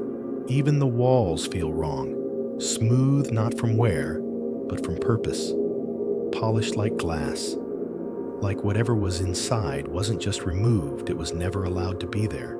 Other return vessels have similar anomalies. Plastic that doesn't burn. Metal that rejects magnetism. Biological tissue samples found intact but without DNA. Fingerprints missing. Names scratched off from the inside, as if identity itself was peeled away. And then there are the more recent stories. A research sub in 2016 launched to study tectonic activity along the Mariana Arc. 2 hours in it went dark. Communications severed. Instruments lost. 5 days later, it floated to the surface, ballast intact. Power cells full. No crew. The hatch was sealed, and inside, a film of water, barely half an inch deep, covering every surface, not from leakage, from condensation. But the strange part, the water wasn't seawater. It was fresh. Lab analysis found something even more bizarre. Microscopic fragments, crystalline in structure, but organic in composition. Alive but not living. Not bacteria. Not algae. Just fragments. Like glass that remembers it once was bone. The ocean, it seems, doesn't just hide things. It edits them. Things that enter don't always come back. And when they do, they're corrected. Another case in 1983. A Japanese freighter reported strange sonar contacts while passing over an undersea ridge near Guam. Their logs recorded vertical shapes hundreds of meters tall, rising from the bottom. But only for minutes, then nothing. 10 days later, a buoy 800 kilometers away detected sudden synchronized drops in water temperature like something massive had passed through. 3 days after that, fishermen in the Solomon Islands found a container adrift. Not a shipping container, something older, bronze fittings, hand-forged iron hinges, a chest. It was recovered by local authorities and handed to the Maritime Historical Division. When opened, empty, except for a strip of faded cloth, waterlogged but intact, wrapped around a single bone. The bone didn't match any known marine mammal or human. The chest was sent to a storage facility. 6 months later, that facility flooded. No storm, no breach, just water. Again, so the stories continue.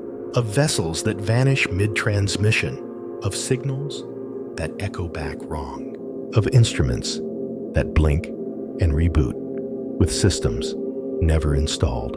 And now, you float above this graveyard, except it's not a graveyard. It's a transition, because the ocean doesn't always take. Sometimes it gives back. but not as it found. You stare into the void where these wrecks now rest, and you realize something bone deep. This place isn't just where things end. It's where they change, where the boundaries between life and machine, between memory and metal blur. You look at the ship fragments, the pods, the beams, twisted like ribbon. You don't see wreckage, you see edits. And something else, more terrifying than a monster. Intent. Not cruelty, not malice, just function, correction. As if the ocean has a version of reality it prefers. And you and your machines and your questions, they're drafts, rough ones. So if it sends you back at all, you'd better believe it'll be with notes. You leave the wreckage behind, but not the feeling. It lingers curling around your spine like deep sea pressure. It's not fear exactly, it's recognition. Like you've seen something you shouldn't have, but that wanted to be seen. And now you're entering one of the strangest regions in the known ocean. Not strange for its depth, not for its creatures, strange for what it does to time. This is the Mesobenthic Fold, a trench within a trench, located near the Kermadec Arc. Sonar scans show it behaves like a geological glitch. The layers of sediment are twisted, compressed, then spread again, like time has folded in on itself and tried to keep going anyway. You're descending into a wrinkle, not a cave, not a crack, a pause in chronology. Submersibles that enter this zone return with timestamps that don't match their black box logs. Cameras show hours of footage, but internal clocks record only minutes. One even returned with part of its own pre-launch data re-recorded onto the drive. Like the future bled backward into the machine. Researchers call it temporal smearing. They still argue over what causes it. Maybe it's the magnetic anomalies. Maybe it's tectonic stress. Maybe it's something worse, something deliberate. You descend carefully. Below you, the trench walls don't narrow, they distort. Lines that should be vertical begin to arc, ripple, lean into themselves. Light behaves oddly here. Your beacon fades not into darkness, but into blur. Shapes don't vanish. They just forget how to stay put. You pass what looks like a rock formation, but then it shifts. Slowly, as if you moved around it without moving. Your depth gauge shudders, then resets. Pressure increases, then drops. Nothing feels anchored, not even you. In 2002, a French survey team sent a drone into this area. It remained in contact for over an hour, transmitting regular bursts of sonar and pressure data. But when it was recovered, the time codes didn't match. Video showed over 3 hours of descent, but the battery logs showed only 30 minutes of power drain. And halfway through the footage, the drone saw itself hovering above, frozen, lights still on, but wrong. Mirrored, the same serial number, the same scratches, but flipped. It hovered for several minutes, then drifted apart like smoke and water. Nothing was found on return. No second drone, no shadow, just logs and a technician's note. If it wasn't the drone, it was something that knew how to pretend. The implication isn't easy to accept, but down here, imitation is a survival strategy. You've already seen creatures that mimic rocks, that mimic light, that mimic movement. Why not you? There's a jellyfish species that, when threatened, reshapes its body to resemble its attacker. It doesn't just mirror appearance, it mirrors motion. So what happens when the ocean mirrors you? Not your shape, your path, your choices, your intentions. You hover, now weightless, in this wrinkle, and the water hums faintly, not sound exactly, but pressure and rhythm. Like a clock, ticking underwater, and then you see it. Below, resting on a ledge, is a metal object. It looks familiar. You descend, slowly, carefully. The object is a data core, like the one in your own submersible. The same brand, the same style. You retrieve it. Inside, a message, text, time-stamped, from today, from you. Don't trust the echo. That's it. No warning, no explanation, just those words. But they make sense, because something is wrong. Your instrument panel resets. Lights flicker. Your depth gauge skips again, jumping back 20 meters. And then forward. You glance out the window and see yourself. For the briefest moment, another submersible hovers beside you. Same design, same scratches, same blinking light, but the reflection is reversed. Your blinking light is on the left, theirs is on the right. Then it's gone. No motion, no retreat, just gone. You drift there, heart thudding, trying to convince yourself it was a visual echo, that the trench played tricks on your sensors, that you imagined it, but the message says otherwise, and so do the logs. You check your systems. A duplicate signal is being received. Your own telemetry looped back at you with a 1-second delay. Not an error, a replay, like someone is watching your path and hitting rewind. And that's when it hits you. This isn't a natural phenomenon. This distortion. It isn't a flaw in the Earth's crust. It's a recording booth, a place where decisions are cataloged, actions mirrored, loops tested, not by mistake, by design. One theory never published, only whispered, suggests these zones are not geological at all. They are mechanisms, like hinges in the ocean floor. Access points, not to another world, but to another version of this one. A version where the ocean doesn't just contain life, it edits it. You glance at your own reflection in the console glass, and for just a second, it doesn't match your motion. You smile. It doesn't. You frown. It keeps smiling, and then it fades, like mist sucked backward into the sea. Your instruments recover. The blur clears. You're no longer in the fold. But part of you is, and maybe always will be, because once the ocean records you, it never forgets. You move forward now, more slowly, not from caution, but from realization. There are things in the deep that don't just see you, or follow you, or hunt you. There are things that observe, record, and remember, and they do it with patience no surface creature could comprehend. And now, as you drift into the next expanse, that memory becomes visible. You find a structure. Yes, structure. Not reef, not wreckage. Something built, not by human hands, not in any style you'd recognize, but unmistakably intentional. Imagine a spiral staircase, but one that twists inward instead of upward.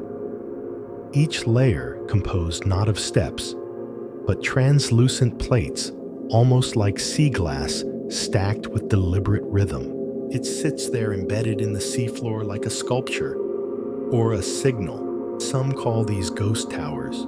They appear in isolated places, often near trench walls, or deep plains far from hydrothermal vents or tectonic boundaries. They don't match any known coral or sponge colony.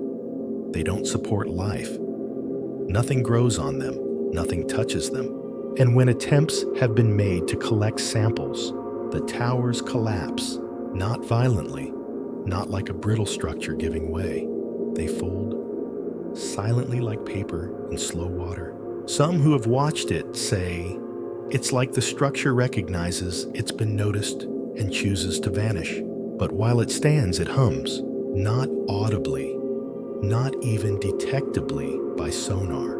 But divers and drones alike report the same thing, a vibration in the chest, in the teeth, like standing too close to a speaker that hasn't made a sound yet. The towers vary in height, some as short as a person, others taller than buildings. But they're always alone, never clustered, always waiting. You circle this one carefully. It has 7 rings, each narrower than the last. In the center is a hollow, like the core of a shell. The water around it is strangely warm, not hot, not vent-like, just unfamiliar. Your lights pass over the plates. For a moment, the tower flickers not visually, but spatially. It seems closer, then farther, then right back where it was. You haven't moved, but something has. It reminds you of when fish schools pulse in unison, shifting without a signal. But this isn't a school. It's a thought, made visible. In 2015, an unmanned Russian probe encountered one of these formations in the Kuril-Kamchatka Trench. When its lights hit the structure, the probe's memory core crashed, not corrupted, erased. The cameras continued to record, but all onboard telemetry and sensor data reset to 0. The probe surfaced intact, but when the footage was played back, 37 minutes of clean video drifting past the tower, and in every frame, on every reflective surface, one recurring detail, a faint shape, triangular, floating above the structure, never moving, never addressed by the probe, just present, and not in the water, in the reflections, as if it didn't exist in the ocean itself, but in how the ocean remembers. You pass closer to the tower. There's no threat, no movement, but the sense of being known intensifies.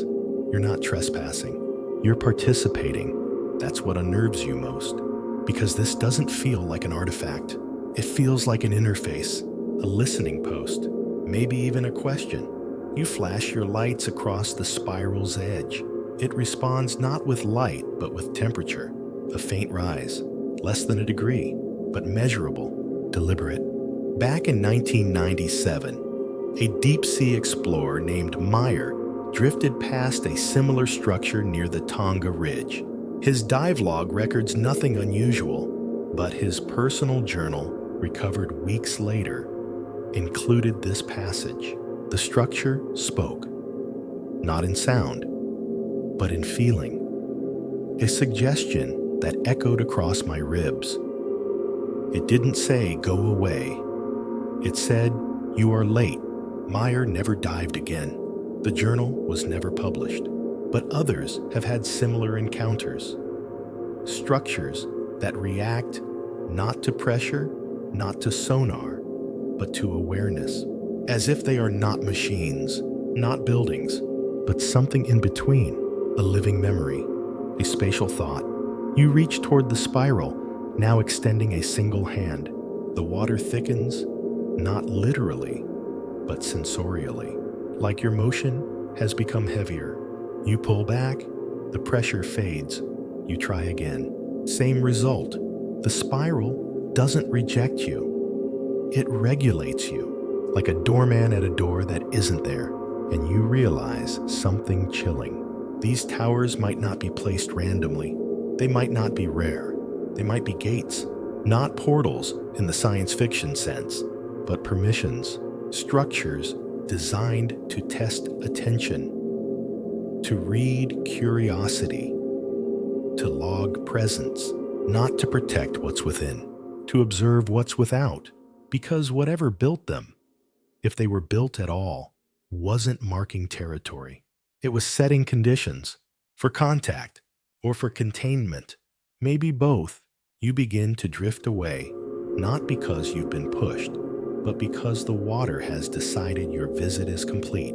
Behind you, the spiral dims, not fades, dims like a screen powering down.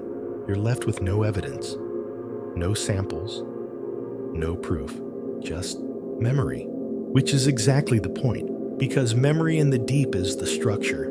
The ocean doesn't build monuments, it builds mirrors, and when it's done, showing you what you are, it quietly moves on.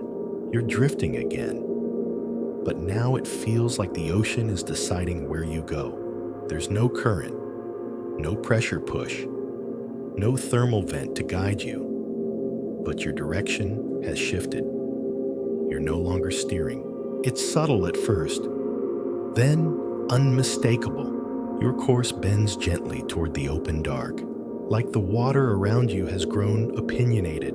Ahead, something flickers, not light color. A patch of water that isn't black or blue or gray, but instead shimmers faintly. Green. You slow. Let it come to you. This is known in marine folklore as a living patch, a zone of suspended bioluminescence that doesn't flash, doesn't pulse, just glows steadily like a fog made of emerald light. It's not on the surface, not caused by plankton or algae blooms. It happens deep where no light should be. And this one is large, maybe half a mile across. It's not mist, it's water, but altered. The glow doesn't come from organisms. It comes from movement. In 1991, a French bathyscaphe recorded its first encounter with such a patch. For 17 minutes, the pilot watched as the water shifted into soft hues green, then violet, then a bruised blue. Nothing swam through it. No particles moved, but the glow matched breath.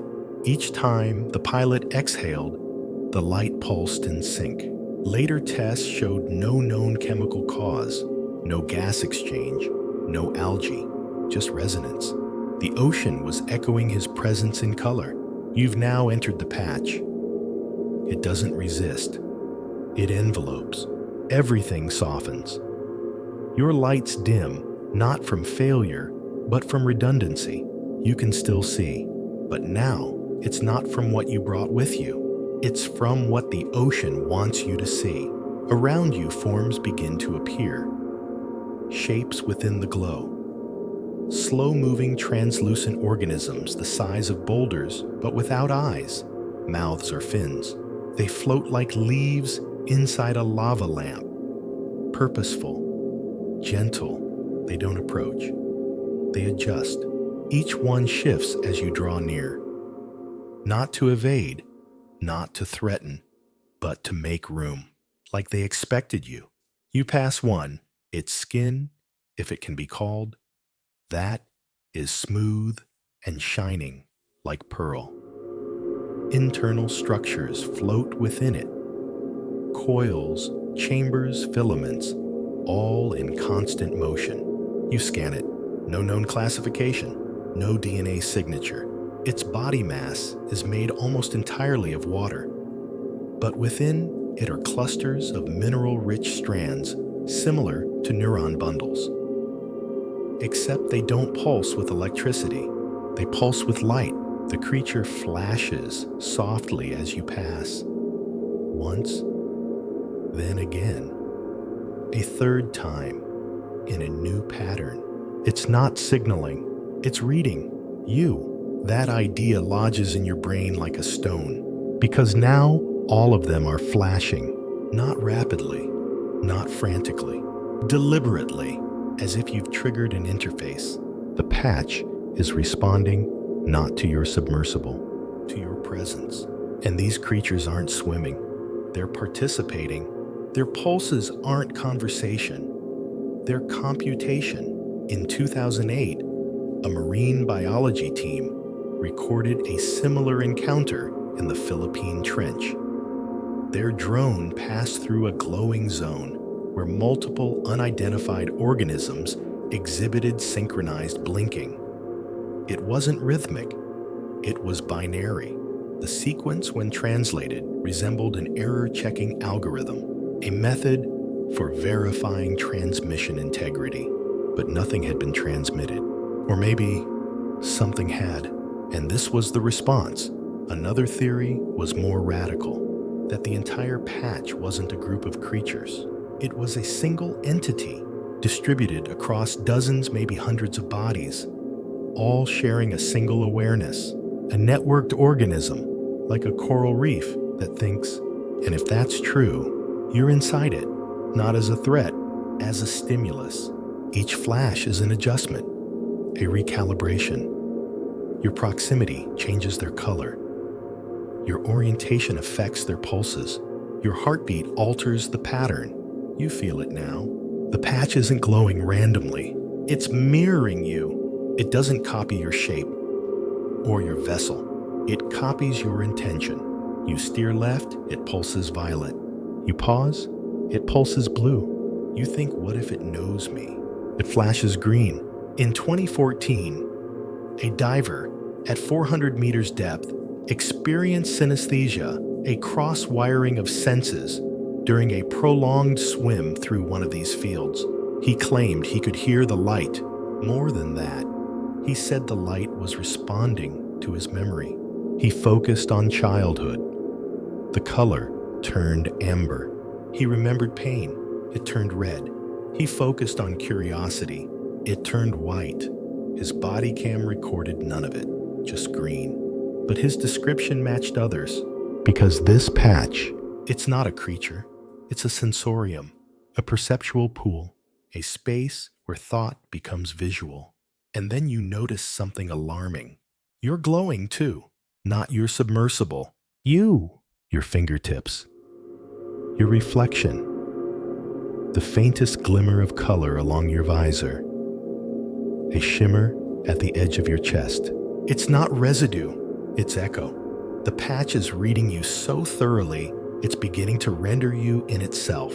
You are being remembered, digitally, biologically. Something else you can't say. But you know this, if the glow continues, if you stay too long, you may not be you when you leave. Not entirely, because this is the kind of memory that changes the subject. You begin to exit. The creatures do not follow. They dim, gently, like a curtain lowering at the end of a performance. You pass the edge of the patch. The glow fades behind you, and something in your chest tightens. A sense that you've left a version of yourself back there, not as a ghost, as a reference, and maybe one day it will be used. You keep moving, and the glow fades behind you. The sea turns dark again, honest, uncomplicated black, but it feels different now. After the living patch, the absence of light feels less like nothing and more like something withdrawn. As if the ocean has closed its eyes, and yet you feel exposed. You've been mapped, not just scanned or tracked, but understood in a way you can't explain and don't entirely want to. But that's behind you now. Ahead is silence again. A long plain of soft silt. No vents, no cliffs, no strange folds or towers. Just flatness, and that somehow is worse. Because you've come to learn the deepest parts of the ocean aren't empty. They're waiting. And what waits here is one of the ocean's strangest inhabitants. At first you don't see it. You pass right over the creature, mistaking it for terrain. But then the terrain shifts. A ripple passes through what you thought was a sand dune, and the dune blinks. Welcome to the realm of the stargazer fish. It's buried up to its eyeballs, literally. Only its upward-facing eyes and a wicked little grin are visible in the silt. Its body is flat, designed to vanish. Even its breathing moves in the same rhythm as surrounding currents. This fish is the definition of ambush. It waits, and when prey passes overhead, it lunges straight up, jaws unhinging in a blink, and swallows whole before the victim even sees a threat. But that's not its only trick. The stargazer is electric. It can generate enough charge to stun small fish, and sometimes its own predators. A biological taser hidden beneath the floor of the sea. But even that's not the weirdest part. Some species also emit toxic mucus. Yes, mucus. A layer of paralyzing slime secreted from its skin. Touch the wrong part of the seabed, and you don't just get shocked, you get coated in death.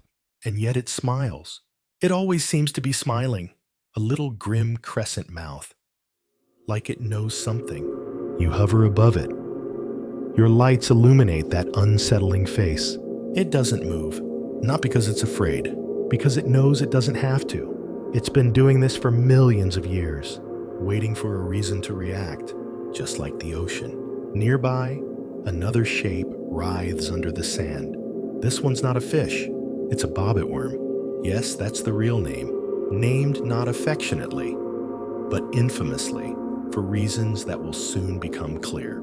This creature lives in tropical and temperate waters, but it's been seen deeper than previously believed. And here it's even larger. Only its jaws are visible, two long serrated mandibles that rest just above the silt like a rusty bear trap. When something swims by, the worm erupts upward like a spring-loaded nightmare, grabs the prey with its jaws, and yanks it underground. The force is shocking. Studies show the jaws can close with such speed that water around them boils instantly. This is called cavitation. Basically, the worm moves faster than water can get out of the way. And down here it grows large. One specimen recovered off Indonesia measured nearly 10 feet long. That's longer than a kayak.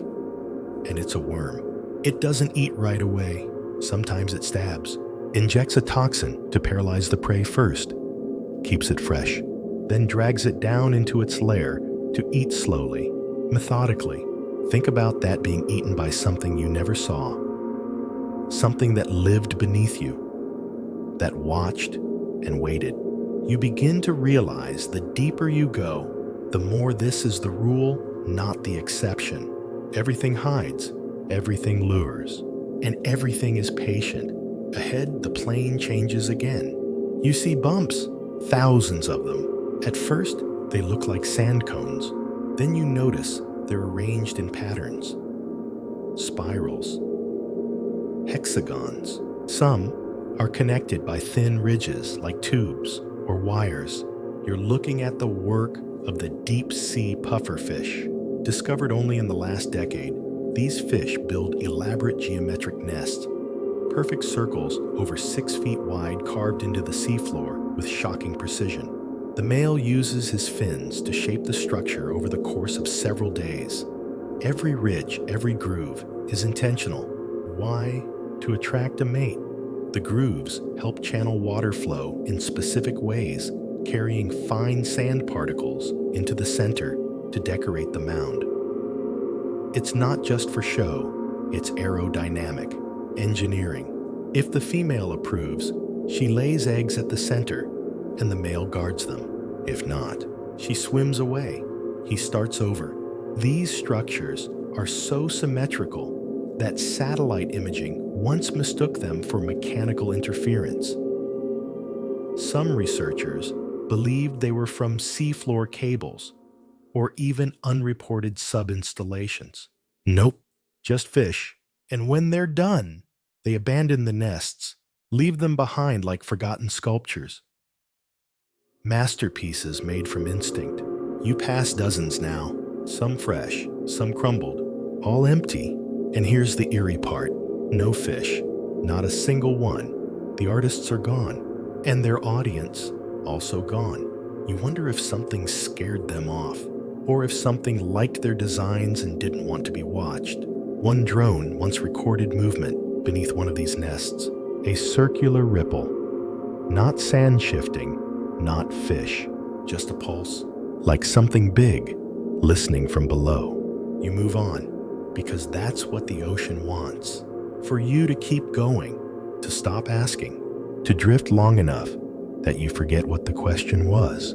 But even as you go, you remember the smiles under the sand, the traps disguised as nothing, the artwork that no longer has a creator, and the way the water has begun to echo your path. Not copy it, repeat it, because everything down here watches and waits, and some things aren't just preparing to meet you. They're preparing to replace you. You're not sure how long you've been down here anymore.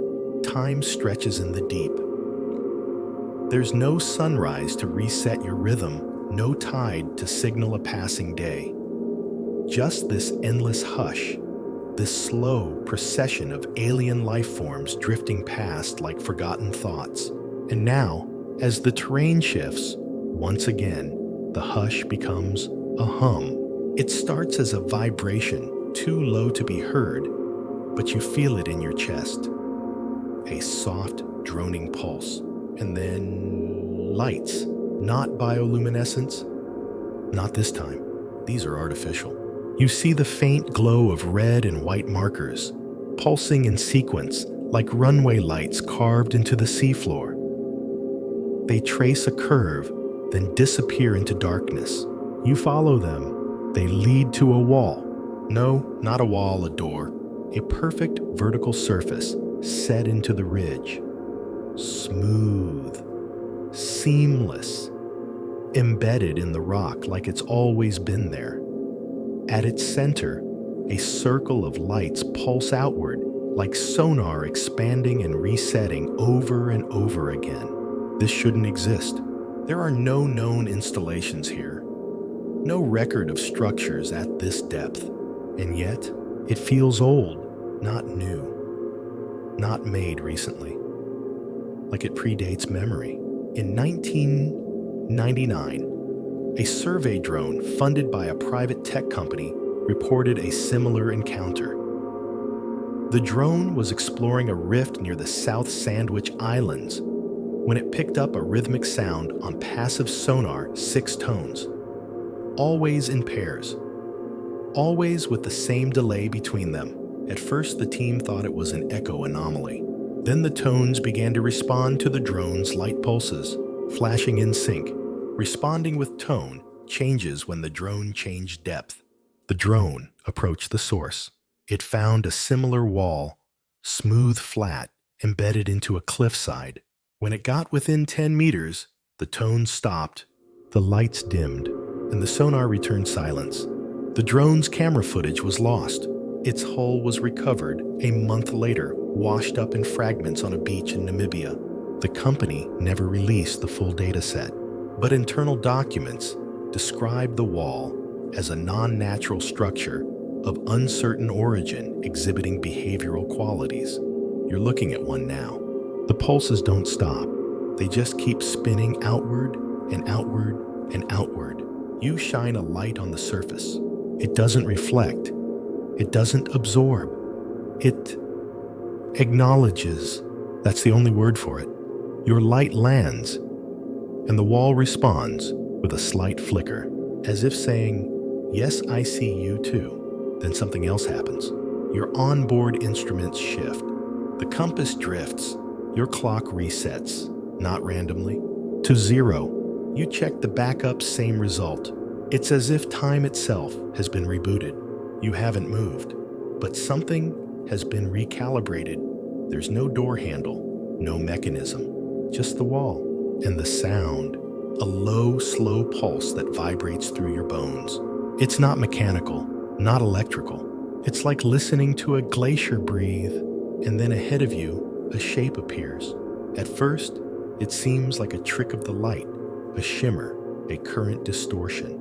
But no, it's a figure, vaguely humanoid, tall, motionless, suspended upright in the water just beyond the edge of your lights, not swimming, not floating, just there.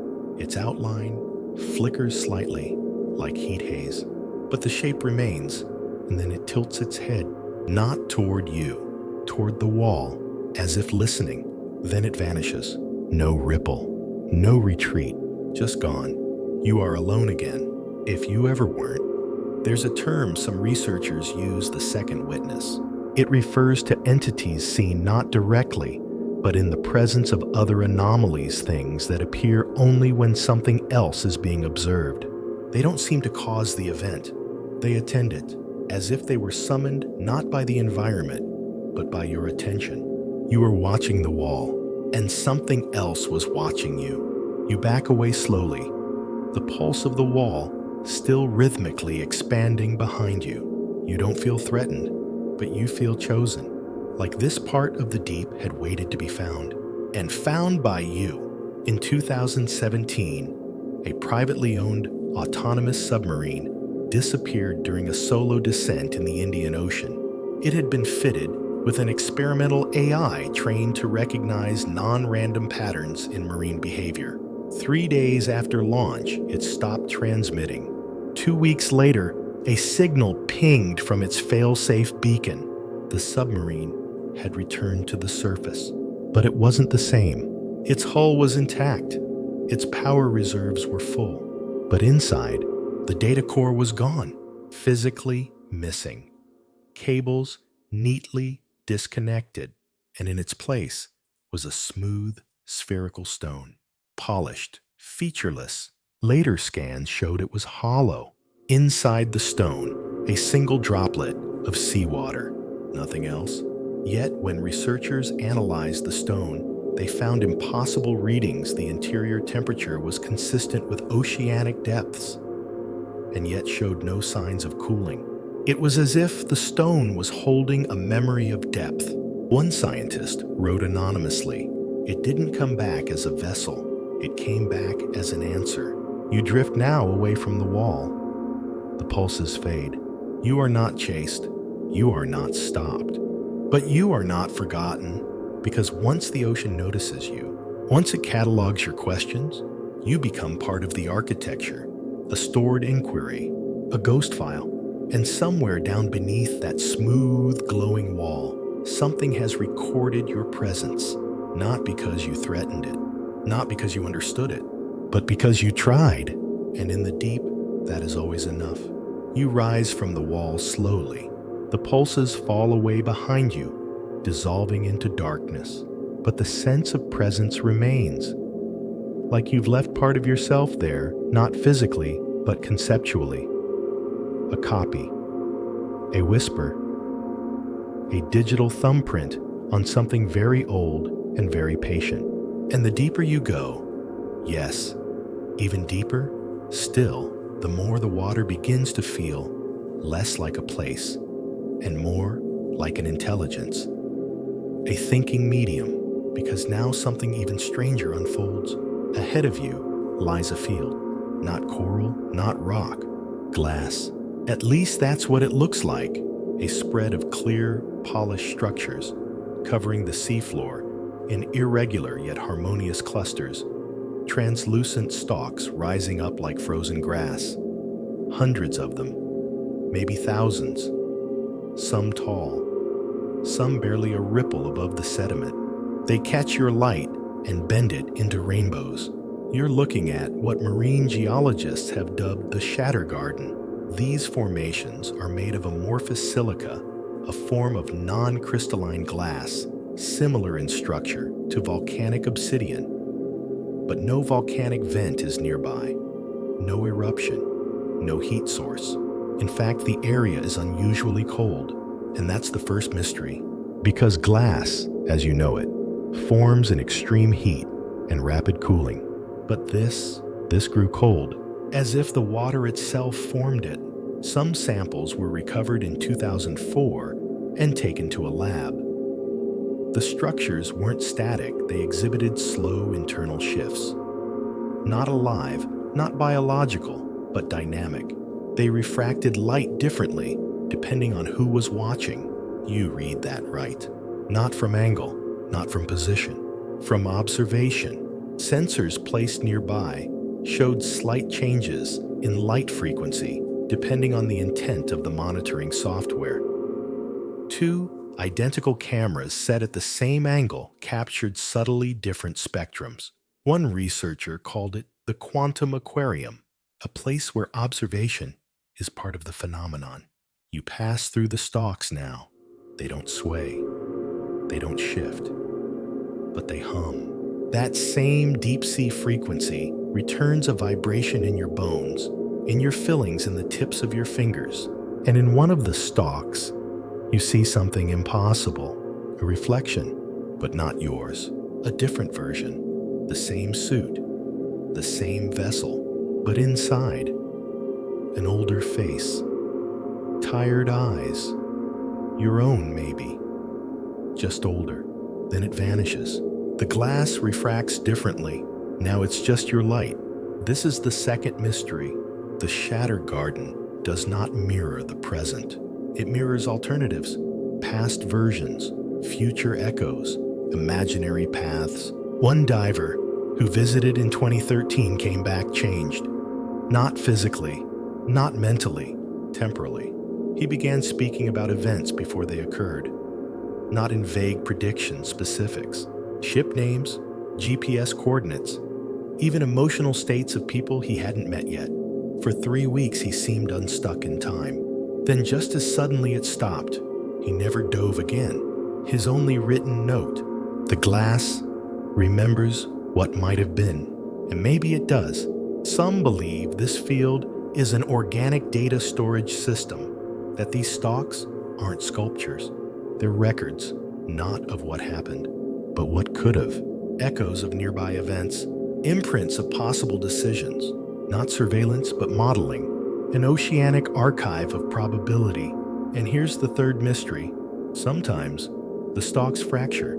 They split not from impact, but from choice. One glows faintly as you approach. You shine a light, and a line appears down its middle. Then pop, a crack, and suddenly the light inside is gone. As if something, a thought, a version was deleted. Not naturally, deliberately. You wonder, is this how the ocean edits itself? Not just cataloging paths, but choosing which ones to erase. What if this garden is more than memory? What if it's a filter? A place where the deep considers its options and decides which futures to keep, which questions to allow, and which visitors to forget. You back away carefully. Now, not from fear, but from respect. This is sacred ground, not because of belief, because of function. The ocean doesn't worship, it remembers, and it makes decisions. As you pass the final line of glass spires, your lights catch one last reflection. It is not a person. It is not a creature. It is a pattern, circles within circles, a spiral that turns back on itself again and again until it resembles a fingerprint made of sound. Your sonar pings echo strangely off this one, not back toward you, but away, downward, as if the glass has opened a new direction. But you don't follow. Not now. Instead, you rise. The glass fades behind you. You are weightless again, but not free. Because once you've walked through memory, you carry it with you, even if it was never yours to begin with. The glass garden is behind you now, but something about it has stayed. Your mind feels more spacious, or maybe stretched. Like you were given access to too many versions of yourself, and now you're not sure which one returned. Even the darkness ahead feels different. Not as empty, not as quiet. It's the kind of quiet that knows what came before and what's coming next. You drift slowly now, coasting above a new terrain. The seafloor here is different, wider, flatter, with long gouges etched into the sediment. They run parallel, perfectly spaced, like skid marks or landing tracks. You're not the first to see these. In 1990, a team of sonar technicians off the coast of Chile picked up a strange return. At a depth of over 6,000 meters, they found a symmetrical set of grooves, dozens of them, each nearly 15 feet apart, stretching for almost a mile. They assumed it was a glitch until another team confirmed the same formation in the Atlantic, then the Indian Ocean. Different locations, same pattern. It wasn't natural, and it wasn't random. They called them seabed rails. You descend slightly for a closer look.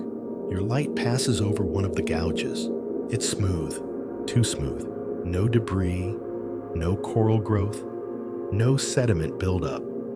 As if something continually moves through here, polishing it, using it. You follow one of the tracks for several hundred feet. Then you find it.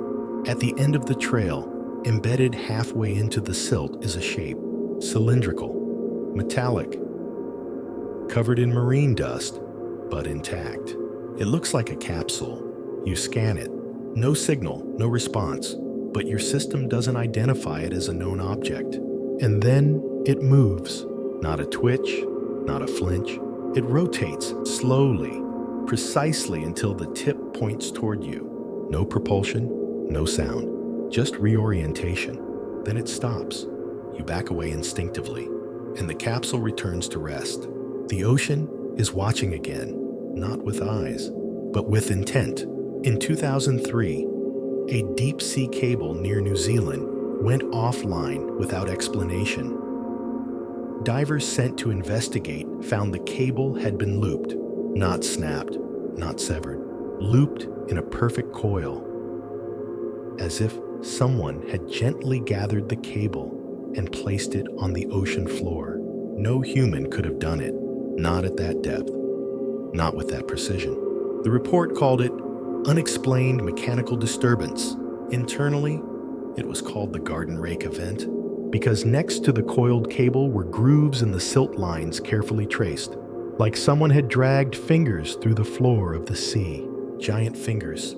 You think back to the capsule, its precision, its silence, and now you wonder if this isn't wreckage. Maybe it's not machinery at all. Maybe it's bait, is seed, not biological, but mechanical life. There's a theory proposed only once and quickly dismissed, that some machines like cells reproduce, not with gears, not with software, with migration. They don't build in factories. They grow in context. They are dropped into the sea, not to measure, to mature. Your lights catch another form nearby, a ridge. You approach. It's not rock. It's a structure, long, ribbed, partially buried. Something ancient and massive lies here, covered by centuries of sediment and silence. You can only see a portion, but even that is enough. It resembles the spine of a ship, but not a ship built by hands. This feels grown. You scan it. The signal bounces back with garbled echoes, as if the object itself is disrupting sonar. One piece, however, stands out, a panel still smooth, still whole. It hums faintly when your light hits it. The sound isn't audio, it's pressure, an oscillation just below the edge of human detection, like the whir of a hard drive deep inside the Earth. In 2011, a satellite picked up thermal anomalies in this region, not heat, cold. A perfect line of reduced temperature stretching from trench to trench, like something was siphoning warmth from the planet itself. The line corresponded with a path of these mechanical artifacts, capsules, cables, structures, all too advanced to be ours, too quiet to be alien, too perfect to be accidental. You float there now above the buried form, and the ocean feels still again, but not inert, expectant, as if you're the last piece of a program waiting to be triggered. You imagine a machine that doesn't need to move, that doesn't light up or beep or unfold with claws. A machine that just waits. One built to be a question, not an answer. To be a mystery, to make you ask. Because asking is how the ocean learns what you care about. It watches your attention. It reads your reaction.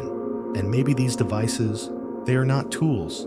They are mirrors, built not to do something, but to see if you will. You back away. The capsule doesn't move again. But you can't shake the feeling that it could, that it will, if it wants to. And maybe not while you're here. Maybe it waits until you're gone, until you've told others, until the seed is planted in our machine. A story, a rumor, a signal sent back to the surface. That's how they grow, through curiosity, because machines don't need legs if they can ride ideas. And the ocean, it knows how to carry an idea better than anything else on Earth. You rise again, slow, silent. Behind you, the seabed glows faintly. A ripple moves through the silt, not from your wake, from beneath. But you don't turn around. You already know what's there. Another device, another witness, another question, waiting for someone else to come along and answer it. Or try. You float upward slowly, gently, like you're trying not to disturb a sleeping thought. And maybe you are, because now the ocean feels heavier, not in pressure, but in presence, as if something vast has finally noticed you've stayed too long. You turn off your lights for a moment. Total blackness, but not empty. Shapes move in the dark, not with motion, but with suggestion. Like your mind is starting to fill in blanks the ocean leaves open. You flick your lights back on, and there, just for a moment, is the outline of something massive drifting at the edge of visibility. You freeze. It's not a whale, not a squid. Too smooth, too symmetrical. It passes by without turning, not curious, not hungry, just aware. Welcome to the domain of the blunt-nosed six-gill shark, one of the ocean's most ancient predators. It lives where others don't, below 2,000 meters, a relic species. It hasn't changed much in 200 million years. While continents shifted, while dinosaurs rose and vanished, while mammals crawled onto the land and discovered fire, this shark stayed the same, and it still rules the deep.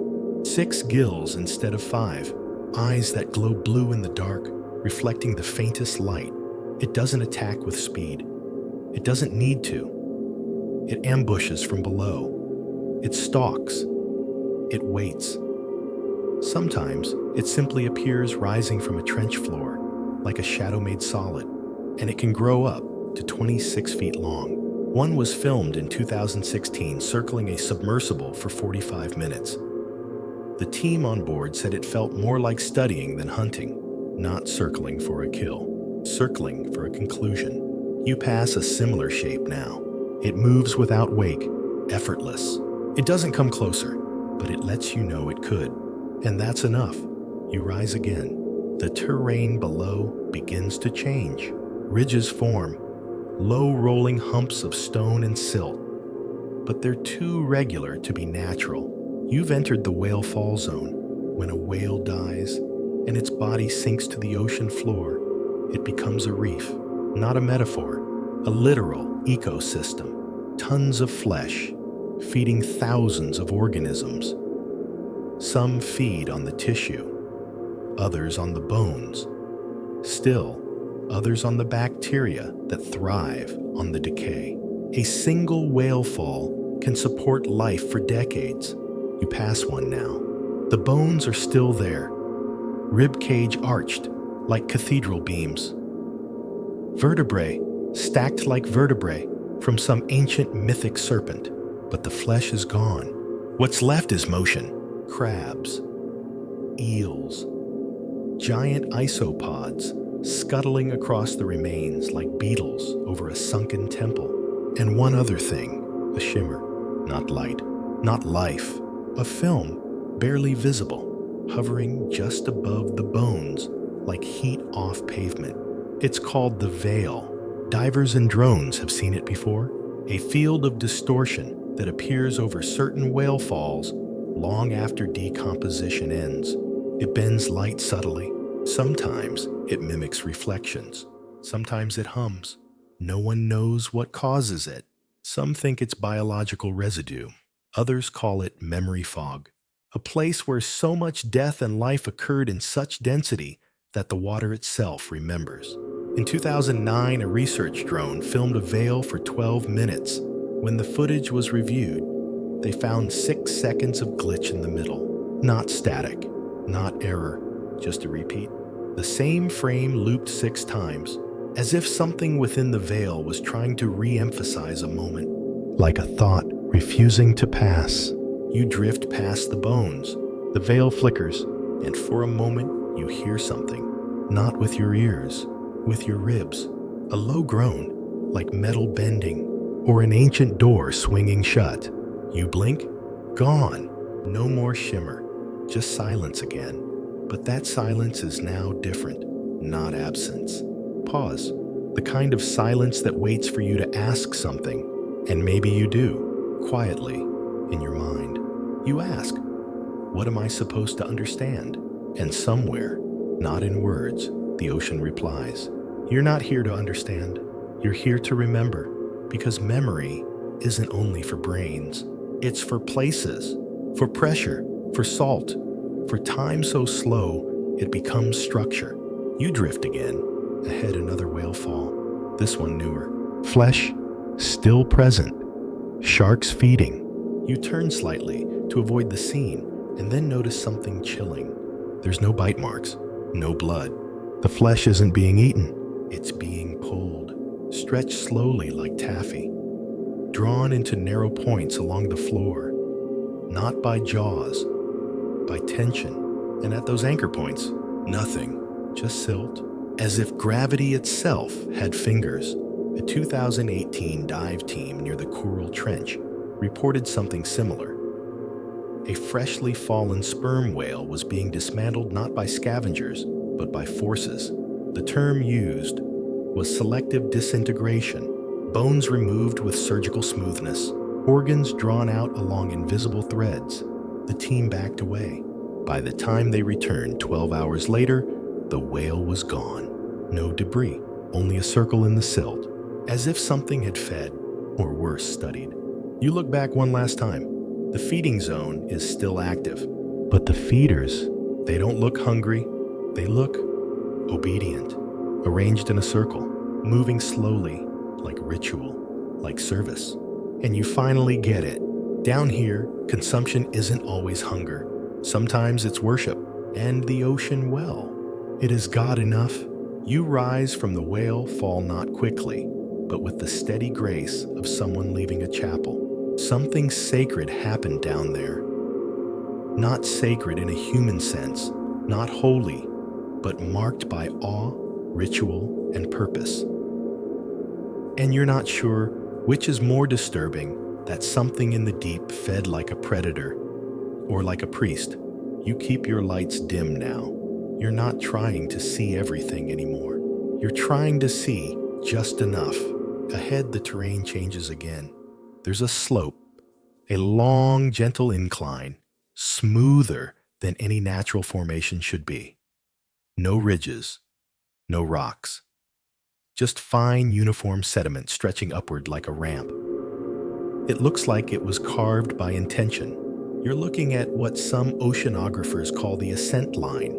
It isn't on every map. In fact, most deny it exists. But divers and submersibles report the same thing when they stumble into it, a path of water that feels designed. No turbulence, no current, just direction. And when you follow it, things get strange. You enter the corridor. The walls on either side aren't cliffs. They're absence. You can't scan them. You can't light them. They absorb signal sonar light and time, like a memory that's been intentionally blacked out. But the path ahead remains perfectly clear. You keep going, and the world around you begins to behave differently. First sound. Your onboard systems hum more quietly, not because they've malfunctioned, because the water is muting them, like a noise-canceling room built from pressure and silence. Then motion. Your sub drifts, even when you're not applying thrust. Not downward, not sideways, forward, always forward, as if something below you has been angled, calibrated to guide. You could resist, but part of you doesn't want to, because here's the terrifying truth. The ocean is good at getting you lost, but it's better at leading you exactly where it wants you to go. And this path, it doesn't feel like an accident. In 2006, a submersible deployed near the Mid-Atlantic Ridge recorded a similar slope, 90 meters wide, stretching for nearly a kilometer, smooth as poured concrete. It followed the slope, collecting samples. Nothing unusual, until the drone returned to the surface. The samples were gone. Not stolen, not decayed, just missing. Their slots were still sealed. No breach, no damage. The mass was still present, but the contents had changed. Same volume, different matter. Biological residue that didn't match any known marine life. A jelly-like substance with zero DNA. One technician joked it was memory foam for thoughts. No one laughed. You continue upward. The corridor narrows. Not visibly, spatially. Your instruments begin to disagree with each other. One says you're gaining altitude. Another says you haven't moved. A third claims you're descending, all at once. This is where it gets strange. You begin to see duplicates of yourself.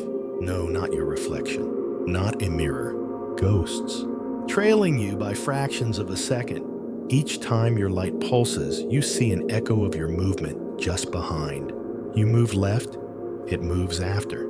You stop at pauses too. Not a shadow, not a sonar glitch, an echoed version of your journey. It follows perfectly until it doesn't. You turn, and it keeps going. In that moment, you realize it was never following you. It was remembering its own path. Not your future, not your past. Its own independent memory caught in the same corridor. A timeline with just enough overlap to touch, but not enough to hold. You blink and it's gone. Ahead, a new shape begins to emerge. A circle, suspended, like a ring of silt hovering in water. You approach, it doesn't move, but it pulses slowly, like a heartbeat. This is the hydrohalo. It's not a creature, not a current. A phenomenon, perfectly circular, made not of particles, but of change. Inside the halo, instruments behave differently. Light refracts backwards, temperature rises slightly, and sound disappears. One diver who encountered a hydrohalo described it like this. It was like entering the idea of silence. Some believe they're caused by overlapping pressure zones. Others say they're ruptures in marine memory, a place where water has forgotten how to behave. But there's another theory, that they are thresholds, moments where the ocean tests your perception, not to trick you, to introduce you, because once you pass through a hydrohalo, the ocean feels different, not deeper, not darker, more aware. You cross the boundary, and you feel it, like walking into a room where someone just stopped talking, not alone, not welcomed, just noticed.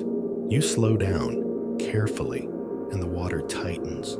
Pressure doesn't increase, but space itself feels denser. You are not in danger, but you are not unobserved. And that somehow is worse, because in the trenches and towers, in the vales, and the memory gardens, there was distance, mystery. But here you feel close, like you've entered a conversation that already began. And they've just paused to let you speak, but you don't. Because what could you possibly say? You are the visitor. You are the hypothesis. You are the punctuation at the end of someone else's thought. And all around you, the ocean listens. The corridor narrows into nothing. Not a dead end, just a fading of structure. The invisible guide that pulled you forward no longer tugs. It simply lets go. You hover for a moment. Not because you're stuck, because you've arrived. There's no sign, no monument, just space. And in that space, something breathes. You don't hear it. You feel it. A slow, deep cycle of pressure, like the ocean itself, is expanding and contracting. Once every 30 seconds, the water flexes, not with violence, with intention. You've entered the area known by those who whisper about it as the resonance basin. It's rarely discussed in academic papers. When it is, it's buried under phrases like geological anomalies or acoustic disturbances. But the stories exist.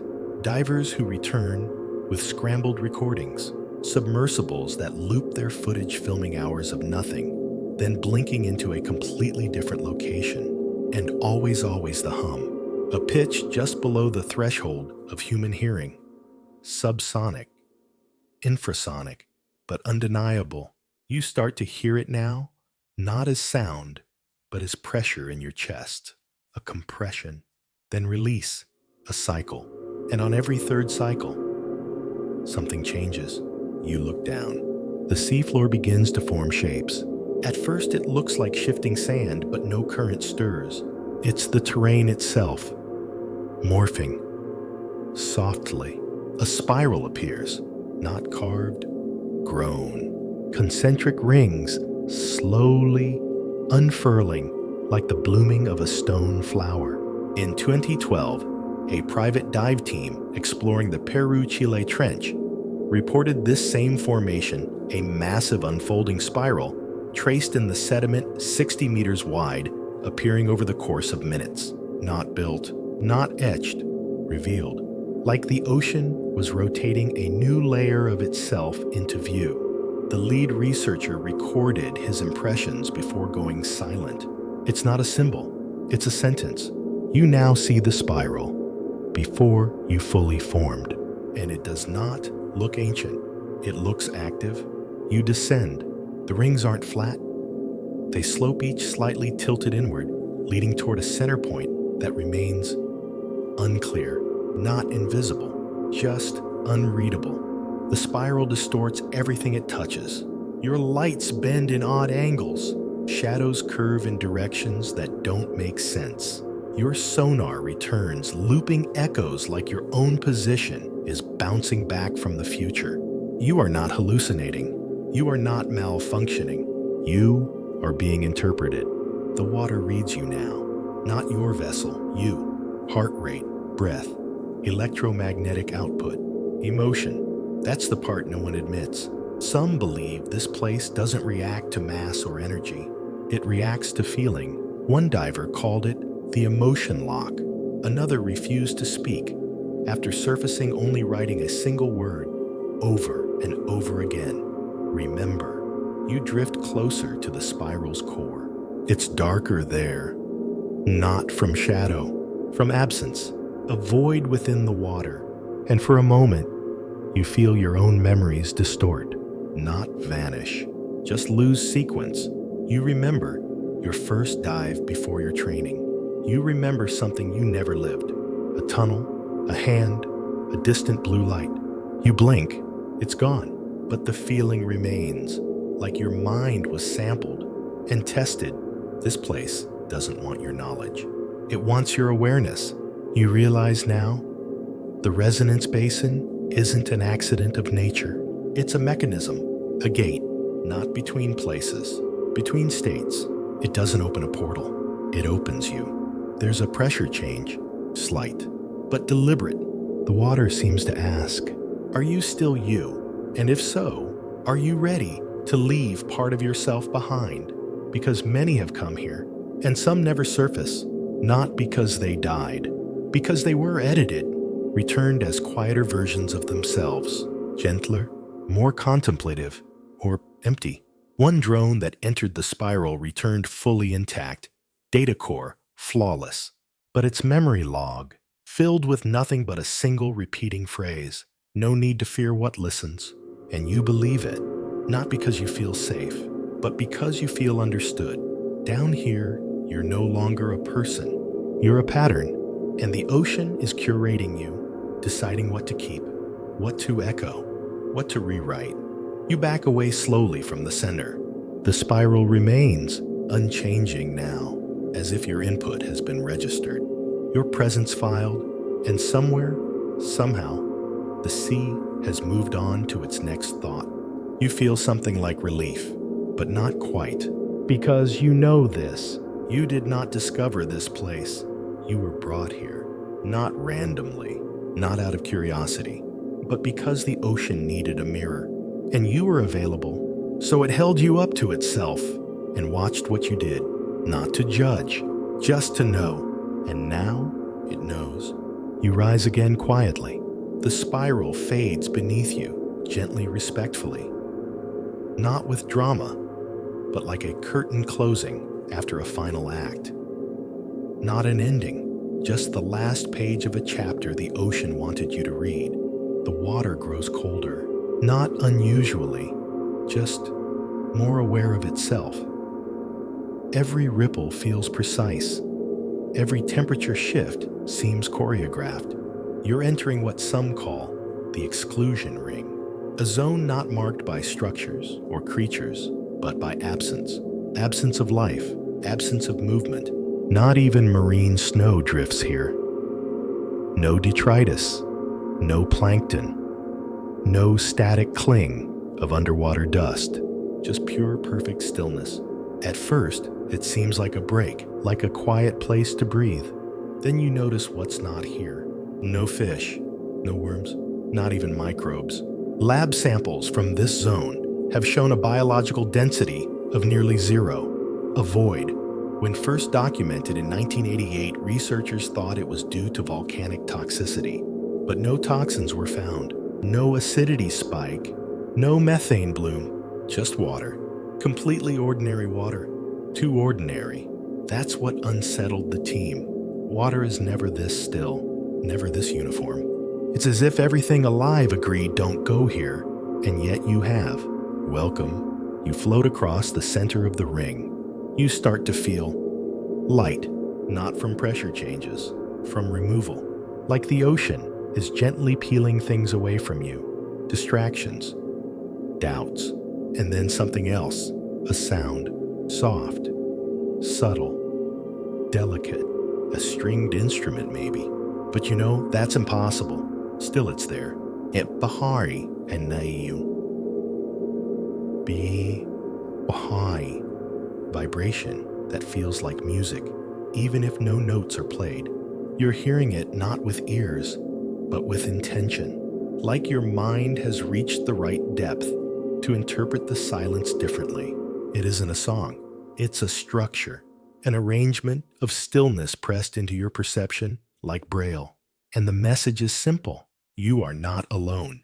Not because something is with you, but because something made room for you. That's the function of the exclusion ring. It doesn't reject life. It prepares it. Here, the ocean becomes what it was before life appeared. Still, clear, untouched. A mirror for possibility. One theory suggests this zone is a memory of Earth's early oceans before biology, before photosynthesis, when the sea was nothing but mineral and water and silence. A preserved time capsule. Another theory, less popular, but far more unsettling, proposes the opposite, that this is not Earth's memory. It's someone else's, a place built to simulate the feeling of an unclaimed ocean, to observe how life behaves when all other life is removed. You think about that as you drift. You think about how this void doesn't feel empty. It feels full of attention. And then you see them. Not creatures, not machines. Forms shaped like vertical ovals. Soft, semi-translucent. Hanging just above the seabed, motionless. 10 of them, maybe more. They don't move. They don't light up. They don't respond. They're not tethered, not anchored, just placed. They're known only in diver slang as the Watchers, and they've been seen before, briefly, fleetingly, always here, always in the ring. Some say they weren't built. They were invited, not because they belong, but because they understand the rules. You drift closer to one. It remains still. You can see faint internal currents inside it, like heat waves behind glass. No organs, no eyes. But every instinct tells you it's aware, not alive in the traditional sense, but not inert, a perceiving thing, not just watching you, recording you, emotionally. As you get closer, your memories shift again, not erased, rearranged. You remember the spiral, then forget it, then remember it differently. You blink. The Watcher pulses barely. And you understand, these aren't sensors. They're editors. They decide what the ocean remembers and what it lets go. You retreat slowly. The Watcher doesn't follow. It doesn't need to. It already has what it came for. Behind you, the rest remains still, but you sense a rhythm among them. A slow synchronization, like breathing or nodding. Or agreement. You're not the first to be here, but you may be the first to leave with memory intact. And even that might be part of the design, because the exclusion ring doesn't end with what you saw. It ends with what you don't bring back, the things you fail to describe, the feelings you forget how to explain. One diver called it perfect erasure. Another called it the world's most polite abduction. Neither theory mattered. Because once you cross the boundary, the silence returns, and with it, something like peace. But peace doesn't always mean safety. Sometimes it means obedience. You rise again, slowly. The ring falls away beneath you, and your lights start to flicker subtly, not from malfunction, from recalibration. The world is readjusting, or rather, you are. Your memories reorder, your thoughts realign, and the ocean continues unchanged, but never indifferent. You leave the exclusion ring like someone stepping out of a dream, quietly, reverently unsure if what you experienced was ever meant for you. But the silence fades now. You hear again, not voices, not sounds, just life returning. Faint clicks from distant creatures, a soft groan from the shifting sediment, and most unmistakably, the low hum of something large. It pulses with direction. Each thrum moves through the water like a heartbeat you don't belong to, ahead a shadow. At first, it seems like a rock formation, massive and irregular, but it moves, slowly, in pieces. You're approaching one of the ocean's greatest mysteries. The thing some have called the benthic colossus. No one has confirmed its existence, of course. The footage is inconsistent, the coordinates change, and the creature never appears the same way twice. Sometimes it looks like a mass of ridged armor, with segments stacked like ancient masonry. Other times it appears as a serpentine coil, folding and unfolding with impossible geometry. One detail is always the same scale. Whatever it is, it's not measured in feet or meters. It's measured in miles. You stop moving, not because you want to, but because the water around you has stopped. No current, no drift. Even your sub's controls grow sluggish. It's as if space itself has grown thick. And there it is. A ridge lifts just a few dozen meters ahead. Except it's not a ridge, it's a fin. A slow, deliberate rise of structure from the seafloor, then another, and another, each spaced perfectly, spine-like, breathing. You turn on your external camera and point it down. Beneath you, an eye, not shaped like ours, not blinking, but wide, black, and unbroken. A dark circle set into a shallow indentation of reflective membrane. It doesn't react to your light. It just remains, observing without motion. You are looking into something older than language, older than vertebrae, something that has seen extinction come and go like weather, and you're not sure it even sees you as separate. To this thing, you're not a visitor. You're a sensation, like warmth, or pressure, or a scent carried by the current. In 2015, a seismograph in the Pacific recorded a deep movement unlike any earthquake. It lasted 83 minutes, not sharp, not sudden, a slow, rolling pressure wave. When the data was mapped, the pulse had a pattern, 5 intervals, repeating every 11 minutes, and then silence. Some said it was tectonic, others called it mechanical. But one biologist pointed out something unnerving. The intervals matched the sleep cycle of a blue whale, except 10 times slower, as if something down here wasn't moving with biology. It was moving with intention. You float frozen above the eye, and for the briefest moment, it contracts. Not much, just a tiny twitch, enough to register, enough to remember you. Then it relaxes again, as if it said yes. That one. You rise a few meters. The pressure lightens. It's letting you go, not because it fears you, but because it's done. Whatever it needed scan, echo imprint, it has it. And now, you're no longer part of the moment. You're part of its catalog. Others have seen this. Brief glimpses, hazy sonar, whole trawlers that report ridges that weren't there yesterday. A research ship in 2004 recorded a moment when the seabed beneath them shifted by 30 feet, upward, then sank again. No quake, no plume, just displacement, like something had rolled over. This isn't a monster. Monsters chase you. This waits, not for prey, for meaning. You drift further up now, seeing the full scale of what you're leaving behind. Spines that stretch in slow arcs. A body not rigid, but flexible like sand dunes in motion. No visible mouth. No eyes except that first singular orb. No aggression, but all awareness. And maybe that's worse, because monsters you can fight. This, you join, whether you like it or not, because now it knows you. It's not evil. It's not kind. It's something else. Something the ocean made not to balance an ecosystem, but to remember the ocean itself. A biological checksum, a sleeper node, the archive at the bottom of the world. And you were a page added to its library. You rise again, above the curve of its back.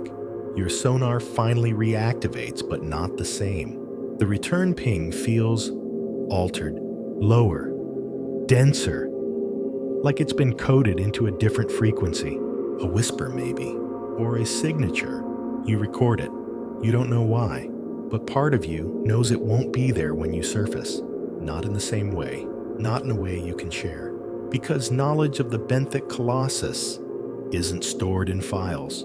It's stored in you, in how you move forward, in what you no longer fear, and what you choose to remember. You keep rising, but slowly now. Up here, the pressure is lighter, but your thoughts are heavier. You've seen things that shouldn't exist. Creatures, structures, absences. Memory made physical. Time distorted. Questions that don't have answers, only effects. And now, something new. Something oddly familiar. A shape ahead. It's a sphere. Perfect.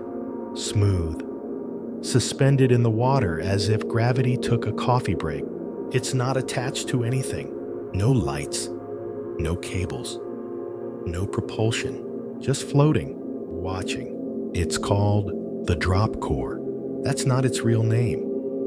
No one knows what it's really called, if it even has a name. Drop core is just what researchers labeled it after the first recorded sighting in 1996. Since then, it's appeared sporadically, always deep, always silent, never more than one, but always exactly the same, 3 meters across, composed of unknown material, neither metal nor mineral, surface perfectly reflective, not like a mirror, more like still water. A reflection not just of light, but of possibility. You float before it now, and you don't see yourself. You see your choices.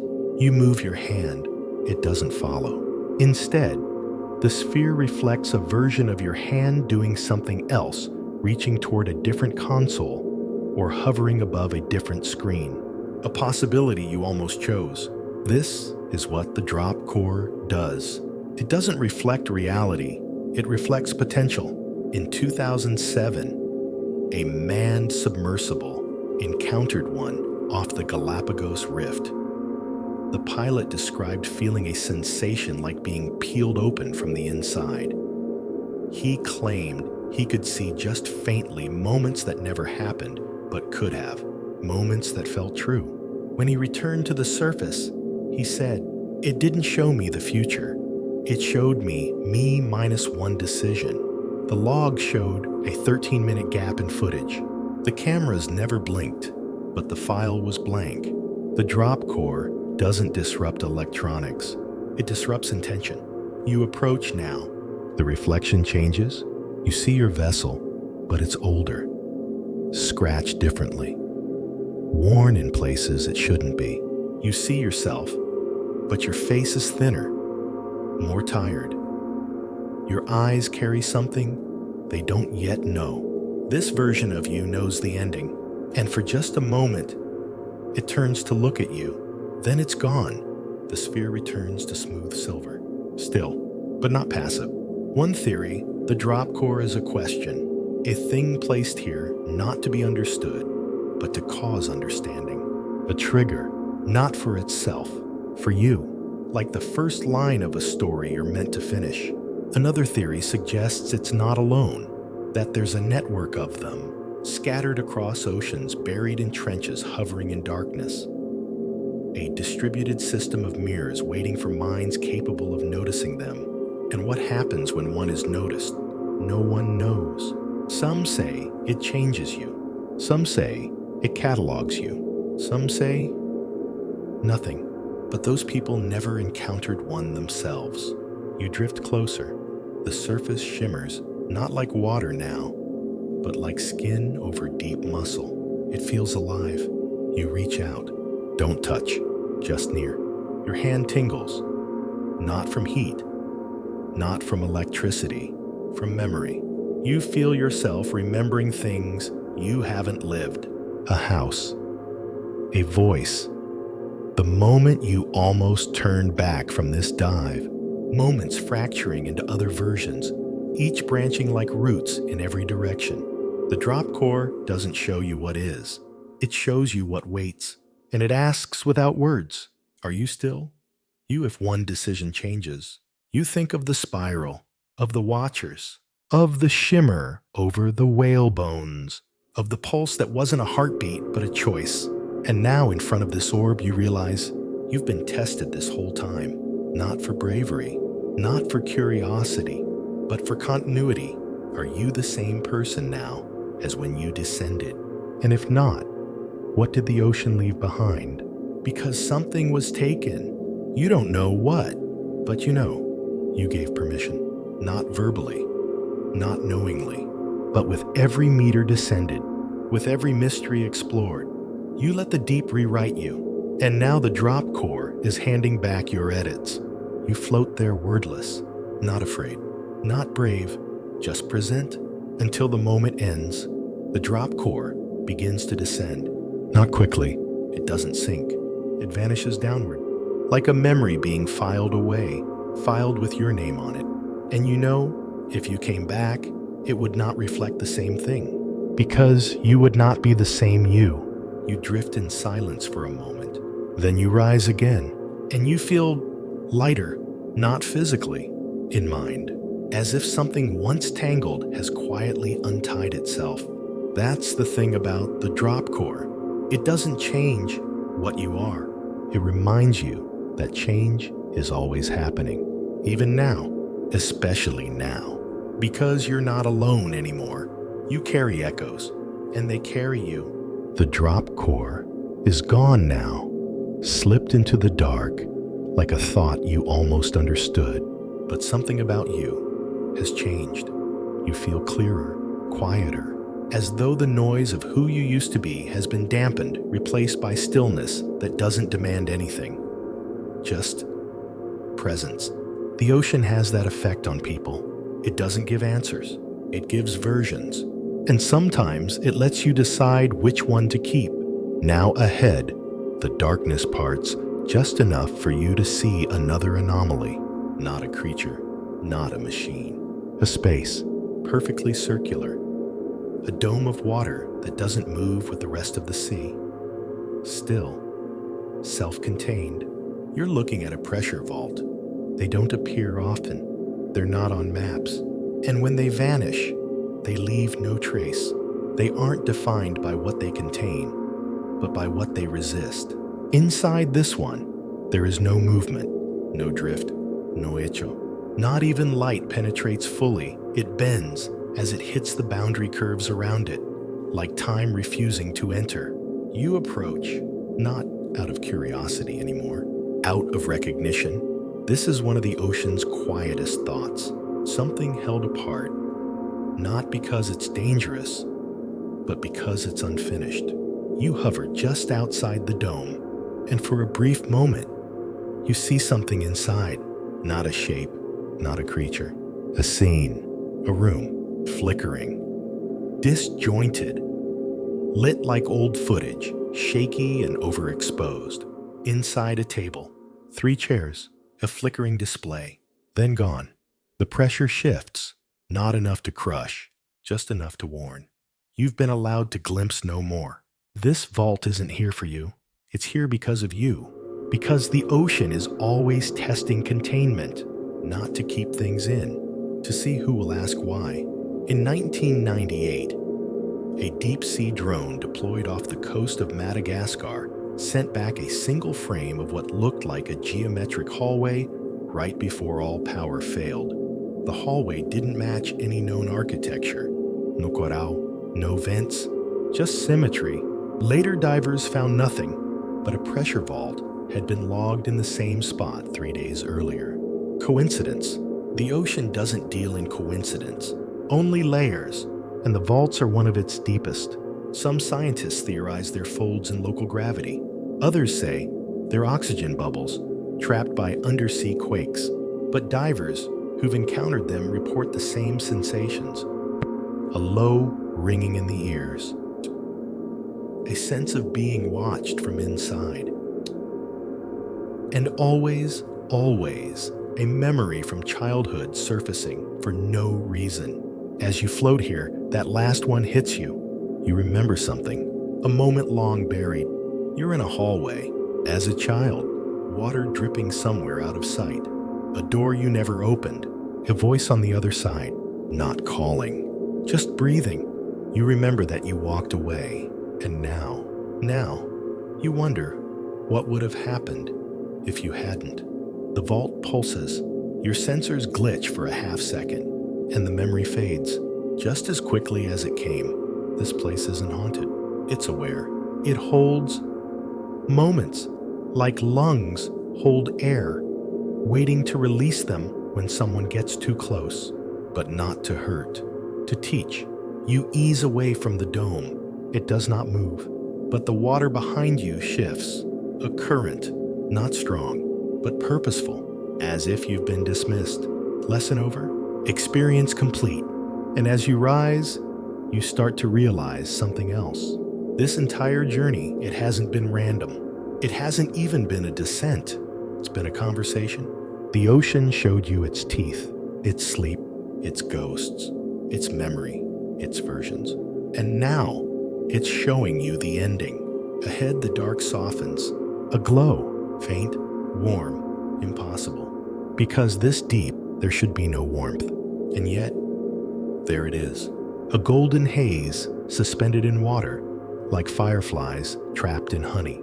You've reached the thermal bloom, the last gift of the deep. It's not from a vent, not from magma. It's something else. A bloom of heat with no clear origin. When encountered, it makes everything around it feel suspended, timeless, safe, even if only for a moment. In 2001, a diver reached one and stayed for over 30 minutes. He later claimed to have heard voices, not external, internal, memories of people he'd lost, apologies he never made, regrets and joys and unfinished thoughts. He called it the place where you get one more chance. You enter now. The glow surrounds you, not bright, but full. It soaks into the frame of your vessel, warms the panels, eases the stiffness in your hands. You feel something lift, not pressure, not fear, just excess, noise-burdened memory. The sea takes it, not because you offer it, because it wants to, and in exchange, it leaves you with silence, but not emptiness, a silence with weight. Like the space between final words, you drift there for a while, not thinking, not forgetting, just being, because sometimes that's all the ocean needs from you. Not exploration, not understanding, just presence. You are not here to master the deep. You're here to witness it, to be recorded by it. And as the thermal bloom begins to fade, you realize you've been seen, truly, not for your body or your vessel, but for the pattern you made in the water. And that pattern, it remains. Long after you leave, it becomes part of the current, part of the archive, another ripple in a language still being written. And one day, someone else will find it and know you were here. You rise through the last traces of the thermal bloom, a little warmer, a little quieter. Behind you, the ocean seals itself up, not with a door, not with finality, but with ease. Like an eye blinking shut, once it's satisfied, there's nothing else to see. And for the first time in what feels like forever, you sense altitude, not direction, not depth, just a gentle nudge upward. Above you, water still, yes, but thinner, lighter. But there's one more place the ocean wants to show you. You see it ahead, not lit, not marked, but unmistakably arranged. You're entering what's known only as the listening field. At first, it looks like a slope, soft rippled sand stretching up into the dark. Then you notice the patterns. The ridges are perfectly spaced, not eroded, not natural. They're rows, hundreds of rows, like crops on the floor of the sea. You descend to hover just above them, and suddenly, silence changes shape. You're not just hearing nothing, you're hearing intention, like this part of the ocean is pausing for you. Every motion you make, every current your sub disturbs, gets returned to you not with sound, but with feedback, like speaking into a room that's thinking about what you said. These rows aren't decoration, they're instrumentation. The sea is listening, not just to you, to everything, to pressure and temperature and electrical fields, to emotion, to memory, to regret. This is the final system, the place where the deep receives the world and decides what to keep. The rows continue beyond your light. You move forward, and the ground shimmers faintly, then pulses. It's not the field moving, it's your presence being acknowledged. You recall a 2003 dive when a pair of autonomous drones crossed a similar structure. Their sensors logged normal sediment until they stopped moving. When reviewed later, the footage showed the drones circling themselves again and again for 6 hours, not in mechanical loops, in patterns, spirals, triangles, grids, a language of presence. One researcher called it the deep's braille. Another said more simply, I think the ocean wants to be understood. You continue moving, and now you see them at the edges of the rows, figures, small, not human, biological perhaps. Each rests in a dip in the sediment, perfectly centered within the grooves. They look like sculptures at first. Then one lifts its head, not sharply, slowly, as if to say, yes, we're aware. Then it lowers again. These aren't creatures, they're attendants. This isn't a graveyard, it's a chamber. You realize you're standing on the ocean's final interface, not its memory, not its structure, its communication system. Every part of this journey has been leading here. The spiral, the watchers, the reflection gardens, the edits, the drop core. Each was a signal test. And this is the inbox.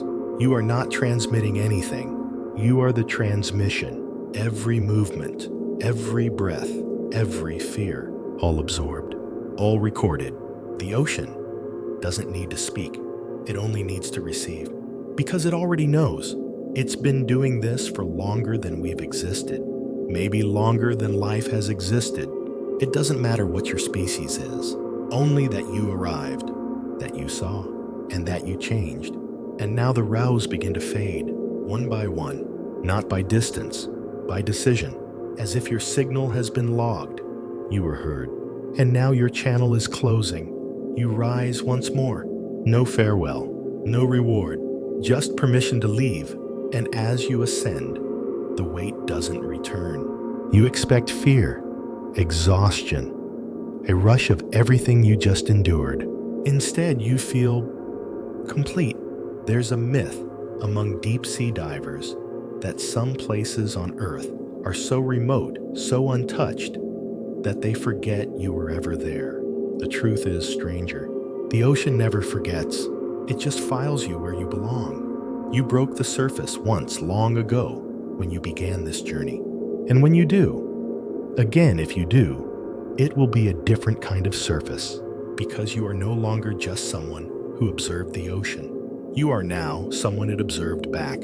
And once that happens, you carry it with you, not just in memory, in your breath, in your rhythm, in the way you now pause before silence, in the way you now understand stillness, and in the way you'll never again mistake darkness for emptiness, because now you know what lives in that darkness, what listens, and what even now is still listening. The water thins. You don't feel lighter in your body, but something around you loosens, like a thick coat of perception is finally sliding off. And as you rise from the listening field, the ocean's attention begins to recede. Not fully, not instantly. It lets go, the way an old friend does slowly, with one last squeeze of the hand before releasing you back into the world. You're entering what divers sometimes call the after zone. It's not a place marked on maps. It's not deeper or shallower than any known landmark. It's an experience. The part of your return when you're still underwater. But the ocean isn't paying attention anymore. And yet, you're not entirely alone, because this zone doesn't belong to the sea. It belongs to you. This is where everything you've witnessed, every impossible shape, every structure that responded to thought, every memory not your own begins to reassemble. The after zone is like drifting through the mind of yourself before you knew. And what you find there is often unexpected. You pass a rocky slope, jagged textured, beautifully ordinary. It should comfort you, remind you of geology, of normalcy.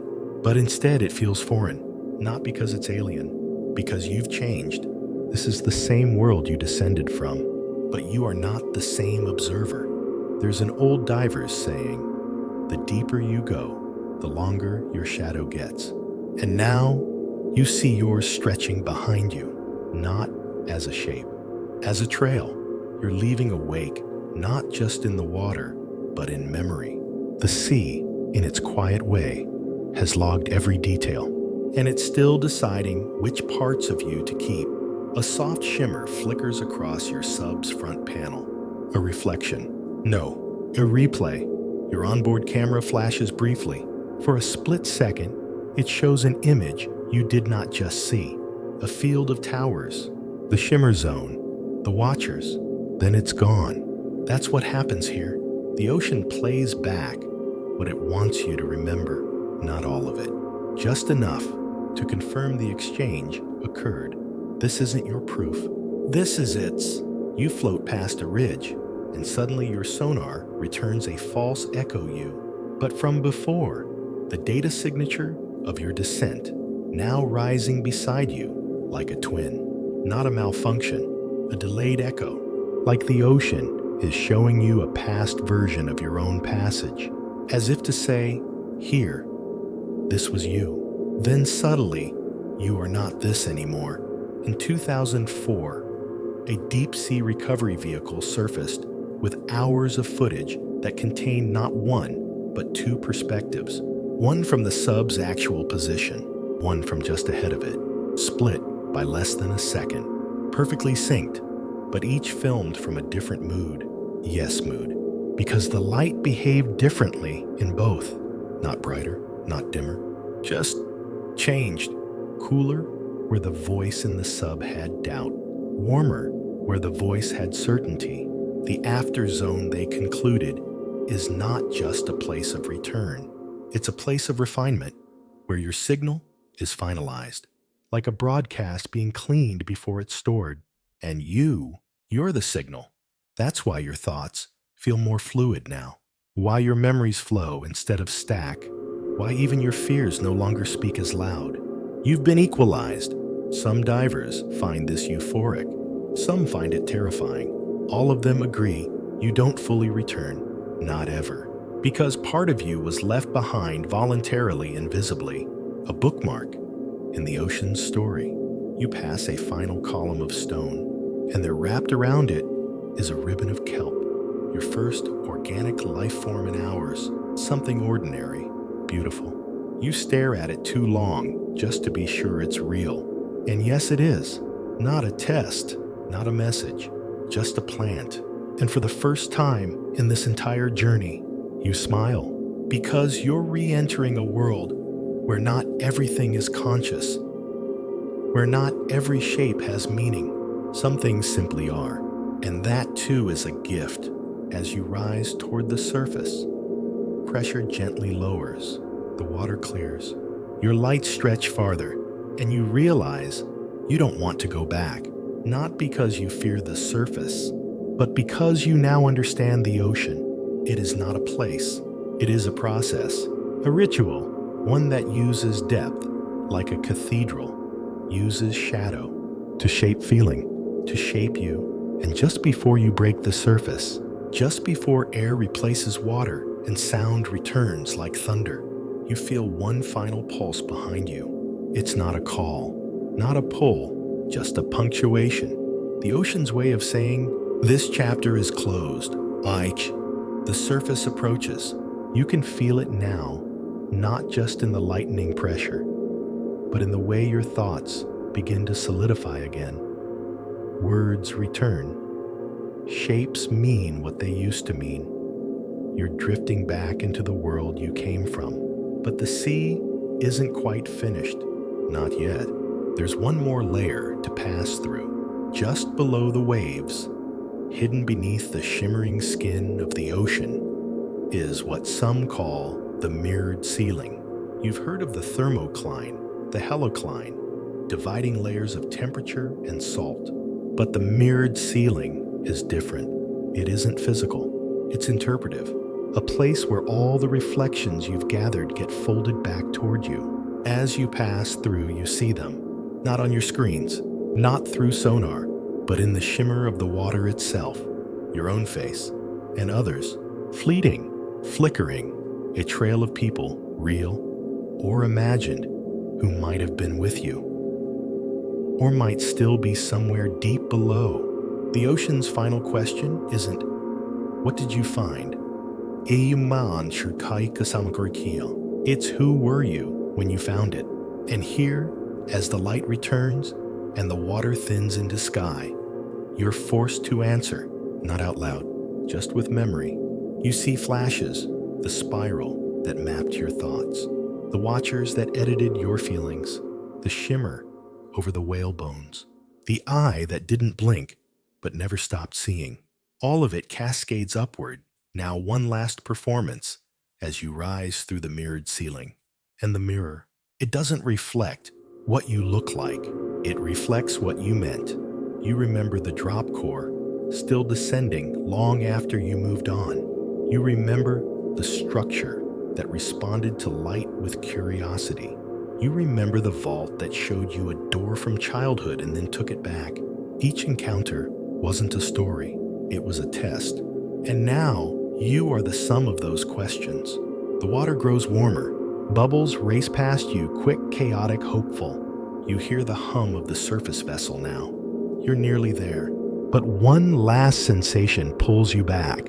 A ripple, not in the sea, but in you. A gentle question, soft as foam against skin. Will you remember me?